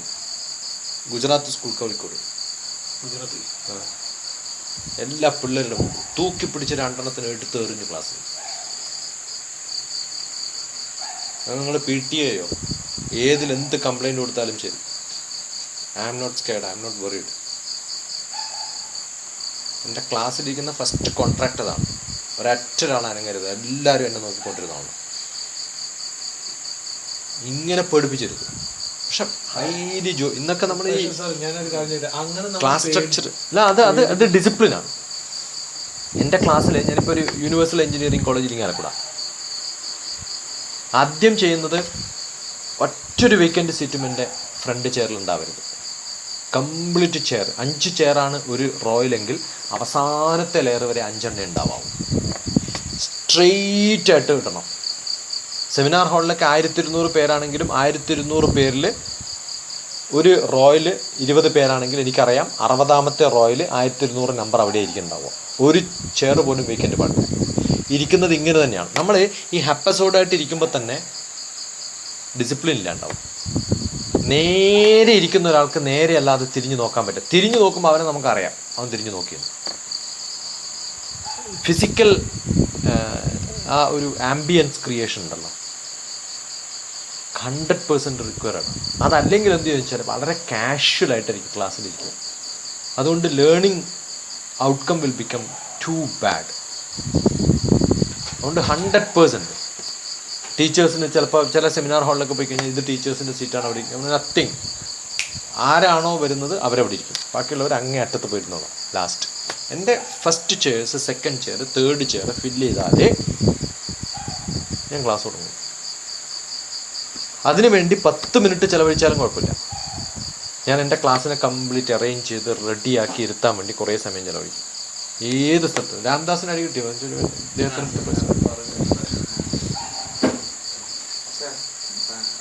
എനിക്കുള്ളത് ഇതിനെ അല്ലാണ്ട് മാറിയിട്ടുള്ള എൻ്റെ ഏറ്റവും വലിയ പ്രശ്നവും തന്നെയാണ്. ഞാൻ ഇതിനു മുമ്പ് കഴിഞ്ഞ വർഷം വരെ കഴിഞ്ഞതല്ല ഏകദേശം വീട്ടിൽ ഒരു 2.25 വർഷം മുമ്പ് ഏട്ടൻ്റെ കല്യാണം കഴിയുന്ന അതുവരെ എന്താണോ ക്ലാസ് എടുക്കേണ്ട സംഭവങ്ങൾ അതിനെപ്പറ്റി ഞാൻ ഭയങ്കര പ്രിപ്പയർഡ് ആയിരിക്കും. എനിക്ക് കണ്ണില്ലാത്ത കാരണം ഓർമ്മശക്തി കൂടും. അപ്പം അത് ഭയങ്കരമായിട്ട്, അത് എത്രാമത്തെ പേജ് എത്രാമത്തെ ലൈൻ അതെനിക്ക് ഭയങ്കരമായി കിട്ടിയിട്ടുണ്ടായിരുന്നു. അപ്പോൾ പിന്നെ അതേപോലെ എനിക്ക് സൗണ്ട് കറക്റ്റാണല്ലോ കൂടുതൽ. പിന്നെ വേറെ 2-3 എൻ്റെ ക്വാളിറ്റി സൗണ്ട് റെക്കഗ്നീഷൻ കിട്ടും. പിന്നെ അതേപോലെ എന്താണ് വേറെ വേറെ എനർജി ഉണ്ട്. അപ്പം ഈ സംഭവങ്ങളെല്ലാം ഉള്ളത് കാരണം എനിക്ക് പഠിപ്പിക്കുന്നതിൽ എനിക്ക് വേറെ പ്രശ്നം വന്നിട്ടില്ല. അപ്പോൾ അങ്ങനെ ക്ലാസ് എടുത്തു. അത് കഴിഞ്ഞ് വീട്ടിൽ ഈ പ്രശ്നങ്ങളും ഇതായതിനു ശേഷം അതെൻ്റെ വേറൊരു ഇതാണ്. ഇപ്പം എൻ്റെ പ്രശ്നം, എനിക്കിപ്പോൾ അവിടെ പോയിട്ട് ഒരു പ്രോബ്ലം ബുക്ക് നോക്കിയിട്ട് അപ്പോഴേക്കും മാർക്കും, പിന്നെ ബോർഡിൽ എഴുതാൻ വെച്ചാൽ ബുക്ക് നോക്കണം. ഇന്ന് വരെ ഞാൻ ബുക്ക് നോക്കിയിട്ട് ഞാൻ കണക്ക് ചെയ്തില്ല. പക്ഷെ ഞാൻ ഇവിടെ പോയപ്പോൾ ഞാൻ അങ്ങനെ ബുക്ക് നോക്കിയിട്ടാണ് കണക്ക് ചെയ്തത്. ഒന്നും ഉറക്കം ഉണ്ടായിരുന്നില്ല. അതിൻ്റെ ആണെന്ന് ഞാൻ സ്വയം മനസ്സിലാക്കിയതാണെന്ന് തോന്നുന്നു, എന്താണെന്നറിയില്ല. അങ്ങനെയായി. അങ്ങനെ കുറേ ക്ലാസ് എടുക്കാൻ തുടങ്ങി. ക്ലാസ് എടുക്കുമ്പോൾ ഒട്ടും തന്നെ അത് സക്സസ് ആവില്ലല്ലോ. ബുക്കൊക്കെ നോക്കിയിട്ട് പിന്നെ നമ്മൾ പോയി അതോ നോക്കുകയാണെന്ന് വെച്ചാൽ 5 ബുക്കൊക്കെ നോക്കിയിട്ട് ഇതാക്കാം, പിന്നെ ഓട്ടോമാറ്റിക്കലി ക്ലാസ് ബോറാവുമല്ലോ ആ സംഭവം. പിന്നീട് എനിക്ക് ഈ അടുത്ത് കുറച്ച് മുമ്പ് ഇവർക്ക് അറിയാത്ത ഒരു സംഭവം എന്ന് വെച്ചാൽ ഞാൻ ആരുടെടുത്തെങ്കിലും സംസാരിക്കുമ്പോൾ പതറാൻ തുടങ്ങി. അത് പിന്നെ ഡൈവേഴ്സ് കൂടെ കഴിഞ്ഞതോട് കൂടിയിട്ട് നല്ല പോലെ എനിക്ക് ഭയങ്കര പ്രശ്നമാവാൻ തുടങ്ങി. ഇപ്പം എനിക്ക് ആരോടും നോക്കിയിട്ട് അങ്ങനെ സംസാരിക്കും ഇത് നല്ല ഞാൻ പറയുന്നത്. ഒന്ന് അജിറ്റേറ്റഡ് ആയി അവിടെ എന്തെങ്കിലും സംസാരിക്കുന്നത് കാണുമ്പോൾ ഞാൻ ഓട്ടോമാറ്റിക്കലി ഞാൻ ഉൾവലിയാൻ തുടങ്ങി. കൈ ഒരു വിറവ് ഇപ്പം കൂടുതലായിട്ട് വരാൻ തുടങ്ങി. മനസ്സൊക്കെ പടപടാന്ന് അടിക്കും. ഒന്നും തന്നെ എനിക്ക് സംസാരിക്കാൻ കിട്ടായില്ല. സംസാരിക്കുമ്പോൾ പതർച്ച വരാൻ തുടങ്ങി. ഇതിപ്പോൾ ഭയങ്കരമായിട്ട് എനിക്ക് വരുന്നുണ്ട്. ആരെങ്കിലും എൻ്റെ അടുത്ത് എന്തെങ്കിലും സംസാരിച്ചാൽ അവിടെ സൗണ്ട് കൂടിയാൽ ഞാൻ ഓട്ടോമാറ്റിക്കലി ഞാൻ അവിടെ നിൽക്കും. എന്നെ കൊണ്ട് ഒന്നും ഇപ്പോൾ പറയാൻ പറ്റില്ല. അത് സ്റ്റുഡൻസ് തന്നെ ആവണമെന്നില്ല, പുറമേ നിന്നുള്ള ഈ ഇവരിൽ തന്നെ ആവുമ്പോൾ അത് ഭയങ്കരമായിട്ട് പ്രശ്നമാവാൻ തുടങ്ങി. ഇതെന്താ സാർ? വയസ്സായില്ലേ കുറെ? 10-70 വയസ്സായില്ലേ പെട്ടെന്ന്? 50 വയസ്സായി. ഇതൊക്കെ നമ്മളൊരു നമുക്ക് തന്നെ തോന്നുന്ന ഒരു അനാലിസിസ് ചെയ്തിട്ട് ഞാൻ ഇങ്ങനെയാണ് അങ്ങനെയാണെന്നൊക്കെ തോന്നുന്നതാണ്. അതൊന്നും അല്ലാതെ അങ്ങോട്ട് വിചാരിച്ചാൽ അങ്ങനെയല്ല അത്ര. പക്ഷെ ബോഡി കറക്റ്റ് ആയിട്ട് അത് കാണിക്കുന്നു. അതൊക്കെ മാറ്റും. മനസ്സാണ്. ശരീര മനസ്സോ യോഗ പരസ്പരം അനുവ്രജേത് ആധേയഭാവേന തപ്താജ്യ ഘടയോരുവ.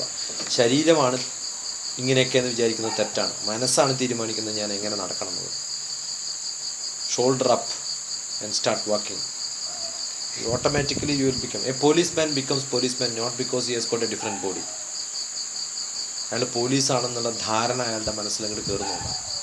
അയാൾ നടക്കുന്നത് പോലീസ് സ്റ്റൈലിലാണ്. പിന്നെ അതിനുവേണ്ടി ബോഡിയെ എക്വിപ്പ് ചെയ്യണം. ഒരു എനർജി കിട്ടും. അത് ആരും കിട്ടണം. അല്ലെങ്കിൽ ഞാനൊക്കെ വേസ്റ്റ് അല്ല. മിഞ്ഞാന്നേ നമ്മൾ സ്കൂളിൽ പോയി. നല്ല മഴയുണ്ടായിരുന്നു അതിന് തലേ ദിവസം. കുറേ ഓടുകളൊക്കെ പറഞ്ഞ് താഴെ വീണു കാറ്റത്ത്. അപ്പോൾ നമുക്കൊരു വാച്ച്മാൻ ഉണ്ട് അവിടെ. ഈ ഇപ്പോഴുള്ള ഇതുണ്ടല്ലോ കസ്തൂരിരംഗൻ റിപ്പോർട്ട് ഗ്രൂപ്പ്. അപ്പം ഞാൻ നല്ല ഭാവത്തിലിരിക്കുന്നു എന്ന് പറഞ്ഞ അർത്ഥം എൻ്റെ കാര്യങ്ങളൊക്കെ എനിക്ക് ഗ്രഹിക്കാൻ പറ്റും. ആ ഗ്രഹിക്കുന്നതിനനുസരിച്ചിട്ടാണ് എൻ്റെ സ്വഭാവം. അപ്പോൾ ആദ്യം ഇൻറ്റേർണലൈസ് ചെയ്യണം. ആ ഇൻറ്റേർണലൈസേഷനാണ് ഭാവം. ഒരു ചെടിക്കൊരു ഭാവമുണ്ട് എന്ന് ഞാൻ പറഞ്ഞത്. ആ ഭാവം തുടങ്ങുന്നത് അതിലിടുന്ന വളം, അതെവിടെ വളരുന്നു, സോപ്പ് വെള്ളമാണോ കുടിക്കുന്നത്, ഓക്കെ, അത് എൻ്റെ ഭാവമാണ്. ഇപ്പോൾ താമര ചെളിയിലാണ് വളരുന്നത്, അതതിൻ്റെ ഭാവമാണ്. എൻ്റെ സ്വഭാവം എന്താണ്? ശരിക്ക് നല്ല പൂക്കൾ കൊടുക്കും. അത് എക്സ്റ്റേണലൈസേഷനാണ്, പ്രൊഡക്ഷനാണ്. How do you know get out of what you have internal? നേരത്തെ പറഞ്ഞ പോലെ നമ്മുടെ ഒപ്പീനിയൻ എന്ന് പറയുന്നത് അതാണ് സ്വഭാവം.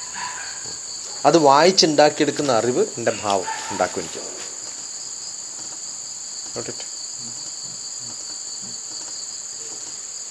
അത് ചെടികൾക്കുണ്ട്, മനുഷ്യനുണ്ട്, എല്ലാത്തിനുണ്ട്, മൃഗങ്ങൾക്കുണ്ട്. അതേപോലെ എനിക്ക് എൻ്റെ മനസ്സിൽ വന്നത് യജ്ഞവും യാഗവും അതുപോലെ ഗീതയിലുണ്ടല്ലോ പർജന്യ തന്നെ സംഭവമാണ് പറഞ്ഞ ശ്ലോകം. അതിൻ്റെ ഒരു ഓർമ്മയില്ല ഫുള്ളായിട്ട്. അതായത് നിങ്ങൾ ഭക്ഷണം കഴിക്കും ഇവിടെ? ചോറ് കഴിക്കാനില്ലേ?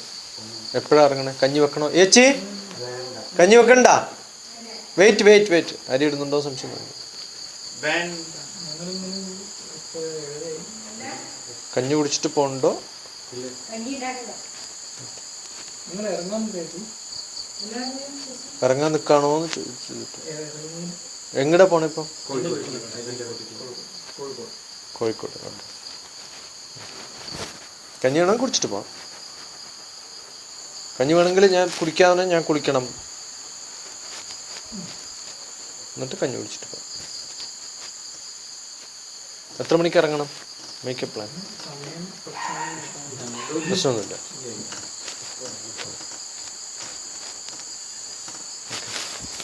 അപ്പം പറഞ്ഞു തന്ന എന്താണ്? യജ്ഞം യാഗം എന്ന് പറയുന്നത് നമ്മൾ ചെയ്യുന്ന എല്ലാ കർമ്മങ്ങളും യജ്ഞമാണ്. എന്ത് യജ്ഞം? ഇത് ജ്ഞാനയജ്ഞമാണ്. ആ യജ്ഞം എന്ന് പറയുന്നത് നമ്മുടെ മനസ്സ് പതിപ്പിക്കുന്നതിനെയാണ് യജ്ഞം എന്ന് പറയുന്നത്. സൈക്കിൾ യജ്ഞം അല്ല, ഇൻറ്റൻസീവായിട്ട് മാറുന്ന സ്വപ്രയത്നം എന്ന് പറയാം. യജ്ഞം എന്ന് പറഞ്ഞാൽ എന്താ പറഞ്ഞത്? മനസ്സ് വെച്ചിട്ടുള്ള കർമ്മമാണ്. അത് കുറച്ചുകൂടി ഇൻറ്റൻസീവ് ആകുമ്പോഴാണ് പ്രയത്നമാവുക. അത് അവനവൻ മാത്രം ചെയ്യുമ്പോൾ കിട്ടുന്നതിനാണ് സ്വപ്രയത്നം എന്ന് പറയുക. ഒരാൾ വളരുന്നത് സ്വപ്രയത്നം കൊണ്ടാന്ന് പറയും. ആദ്യം വേണ്ടത് യജ്ഞം, പിന്നെ വേണ്ടത് ഇൻറ്റൻസീവായിട്ടുള്ള യജ്ഞം. ആ ഇൻറ്റൻസിറ്റി എനിക്ക് മാത്രമല്ല, എല്ലാവരും കൂടി സപ്പോർട്ട് ചെയ്തിട്ട് ചെയ്യുന്നൊരു സംഭവമുണ്ട്. അത് ഞാൻ സ്വന്തം ചെയ്യുമ്പോൾ സ്വപ്രയത്നമാവും. ഈ യജ്ഞങ്ങൾക്ക് മനസ്സുണ്ടായാൽ മതി, ബാക്കിയുള്ള എക്സ്ട്രാ സാധനങ്ങളൊക്കെ ഉണ്ടാവും. യാഗം എന്ന് പറയുന്നത് ഹവിസ്സുകളെ വെച്ച് അഗ്നിയിൽ ഞാൻ കൊടുക്കുന്ന സംഭവങ്ങൾക്കാണ് യാഗം. ഓക്കെ, യാഗത്തിന് ചെയ്യുന്ന ആദ്യം വേണ്ടത് എന്താണ്? യാഗത്തിന് ഞാൻ കുറേ സാധനങ്ങളിട്ട് കത്തിക്കുകയാണ്, പക്ഷെ അതിന് ഞാൻ കൊടുക്കേണ്ടത് എന്താണ്? യജ്ഞമാണ്, എൻ്റെ മനസ്സാണ്. മനസ്സറിഞ്ഞു ചെയ്യുന്ന യാഗത്തിനെയാണ് യജ്ഞ കർമ്മങ്ങളായിട്ട് പറയാം നമ്മൾ. അത് ഞാൻ കഴിക്കുന്ന ഭക്ഷണം പോലും യാഗമാണ്. കാരണം വയറെന്താ? അഗ്നിസ്ഥാനമാണ്. ഞാൻ ഇടുന്ന ഭക്ഷണം എന്താ? ഈ അഗ്നിയിൽ ദഹിപ്പിക്കാനുള്ള സാധനമാണ്. എന്തിനാണ് അത് ചെയ്യണത്? എനിക്ക് എനർജി കിട്ടാനാണ്, എൻ്റെ ശരീരം പുഷ്ടിപ്പെടുത്താനല്ല. എന്തിനുള്ള ശക്തി കിട്ടണം? എനിക്ക് ചിന്തിക്കാനുള്ള ശക്തി കിട്ടുന്ന ഭക്ഷണം കഴിക്കണം, ആരോഗ്യം ഉണ്ടാക്കാനുള്ള ഭക്ഷണം കിട്ടണം. അതിനുള്ള എനർജി ഉണ്ടാക്കിയെടുക്കാനാണ് ഞാൻ ഈ ഹവിസ് ഇടുന്നത്, ഭക്ഷണം ഇടുന്നത്. ഈ അറിവ് എൻ്റെ ഭക്ഷണകർമ്മം പോലും ഒരു യജ്ഞവും യാഗവുമായിട്ട് മാറും. ഞാൻ പഠിപ്പിക്കുന്നത് ഇതിലുള്ള ഹവിസുകൾ എന്താണ്? എൻ്റെ പഴയുള്ള അറിവുകളെ ഞാനിട്ട് പ്രോസസ്സ് ചെയ്തിട്ട് എക്സ്റ്റേണലി കൊടുക്കുന്നതാണ് അറിവ്. ഈ പ്രോസസ്സിങ് ഒരു യജ്ഞകർമ്മമാണ്. അതിൽ തീ ഉണ്ടാവില്ല എന്ന് മാത്രം. ആ തീ നമ്മുടെ ചിന്തകൾ തീയായിട്ട് കത്തില്ല. ചിന്തോദ്ദീപനം എന്നൊക്കെയല്ലേ നമ്മൾ പറയാം അല്ലേ? ദീപമാണ് അതിനകത്ത്. അതുകൊണ്ട് എല്ലാ പ്രോസസ്സിങ്ങിലും ഉള്ളൊരു പ്രോസസ്സിങ് എന്നുള്ള അർത്ഥത്തിനാണ് യാഗം എന്ന് പറയാം. അതിനുള്ള മനസ്സിനെ, അതിനുള്ള പ്രയത്നത്തിനെയാണ് യജ്ഞം എന്ന് പറയുന്നത്.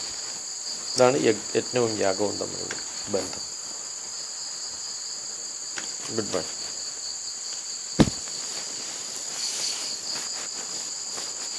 ഇതൊന്നും ചോദ്യങ്ങൾ ആരും ചോദിക്കാത്തതുകൊണ്ട് ഇതുവരെ ചിന്തിക്കാത്ത സംഭവമാണ്. ഇതൊന്നും ആരും പഠിപ്പിച്ചിട്ട് പറയുന്നതല്ല. ഈ സൈക്കിൾ യജ്ഞം എന്നൊക്കെ നമ്മൾ തമാശക്ക് എൻ്റെ ഗുരു പലപ്പോഴും പ്രസംഗിക്കുന്നുണ്ട്. യജ്ഞത്തെക്കുറിച്ചൊക്കെ പറയുമ്പോൾ സൈക്കിൾ യജ്ഞമാണ് ഇപ്പോൾ ഫേമസ് എന്നൊക്കെ ഇങ്ങനെ പറയും. അപ്പോൾ പിന്നെ ഞങ്ങളുടെ ഡിസ്കഷനിൽ ഇങ്ങനെ പല കാര്യങ്ങൾ ഇങ്ങനെ പറയും. ഗുരു ഒരു യജ്ഞ യാഗങ്ങളുടെ കമൻട്രി പറയുന്ന ഒരാളായിരുന്നു. അപ്പോൾ പാഞ്ഞാൾ അത്തരം സ്ഥലങ്ങളിലൊക്കെ നടക്കുമ്പോൾ ഗുരുവിന് ഇരിക്കാൻ ഒരു സീറ്റുണ്ട്, എല്ലാം കാണാം. എന്നിട്ട് അവിടെ ഇങ്ങനെ പറഞ്ഞു കൊടുക്കുക, അത് ഇന്നതാണ്, അത് ഇന്നതാണ്, അത് ഇന്നതാണെന്നൊക്കെ. അത് കാണാൻ മോഹൻലാൽ വന്നു. മോഹൻലാലൊക്കെ വന്ന സമയത്ത് മോഹൻലാലിനൊക്കെ എക്സ്പ്ലെയിൻ ചെയ്ത് പറഞ്ഞു കൊടുക്കുകയൊക്കെ ചെയ്തു. മോഹൻലാലിനോട് എന്നെക്കുറിച്ച് കുറേ പറഞ്ഞു, എനിക്കിങ്ങനെ ഒരു ശിഷ്യനുണ്ടെന്നൊക്കെ. പിന്നെ എപ്പോഴും മോഹൻലാലിനെ കണ്ട സമയത്ത് ഞാൻ ശശികുമാർ KPC അഞ്ജൻ ഭട്ടതിരിപ്പാട് പണ്ട് പറഞ്ഞിട്ടുണ്ട് അതിനെക്കുറിച്ച് ഒക്കെ പറഞ്ഞു. യാഗയജ്ഞങ്ങൾക്ക് കമൻട്രി കൊടുക്കുന്ന സമയത്ത് പറഞ്ഞിട്ടുള്ള കുറേ ഉണ്ട്, അത്തരം പഠനങ്ങളുണ്ട് കുറേ.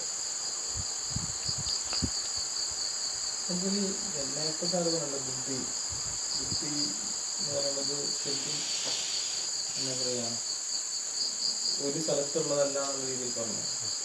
ഞാൻ ഈ ഒരു എമ്മില്ല, ശ്രീ എം എന്ന് പറഞ്ഞിട്ട് അദ്ദേഹത്തിന് അറിയോ, ഒരു മിസ്റ്റിക്കാണ്. അദ്ദേഹത്തിന്റെ പുസ്തകത്തിൽ അദ്ദേഹം ഗുരുവിന്റെ സമീപത്ത് പോയ സമയത്ത് ഗുരു പറഞ്ഞ ഒരു കഥ പറയുന്നുണ്ട്. കഥയിലെ ഗുരു പറഞ്ഞ ഒരു സംഭവമായിട്ടാണ് അതിൽ അവതരിപ്പിക്കുന്നത്. അതായത് പണ്ട് നമ്മുടെ ഭൂമുഖത്ത് സർപ്പങ്ങൾ ഉണ്ടായിരുന്നു. ശ്രീ എമ്മിന്റെ ഇംഗ്ലീഷ് ബുക്കാണ് മലയാളം? ഞാൻ വായിച്ചത് മലയാളമാണ്, but he has written it in English. ആ ബുക്കിന്റെ പേരെന്താണ്?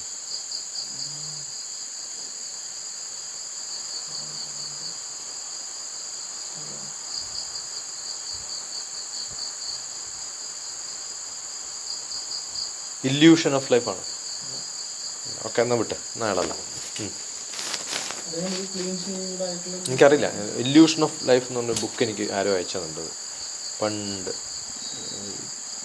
പേര് കേട്ടപ്പോൾ അദ്ദേഹമാണോ എന്ന് സംശയം തോന്നുന്നത്.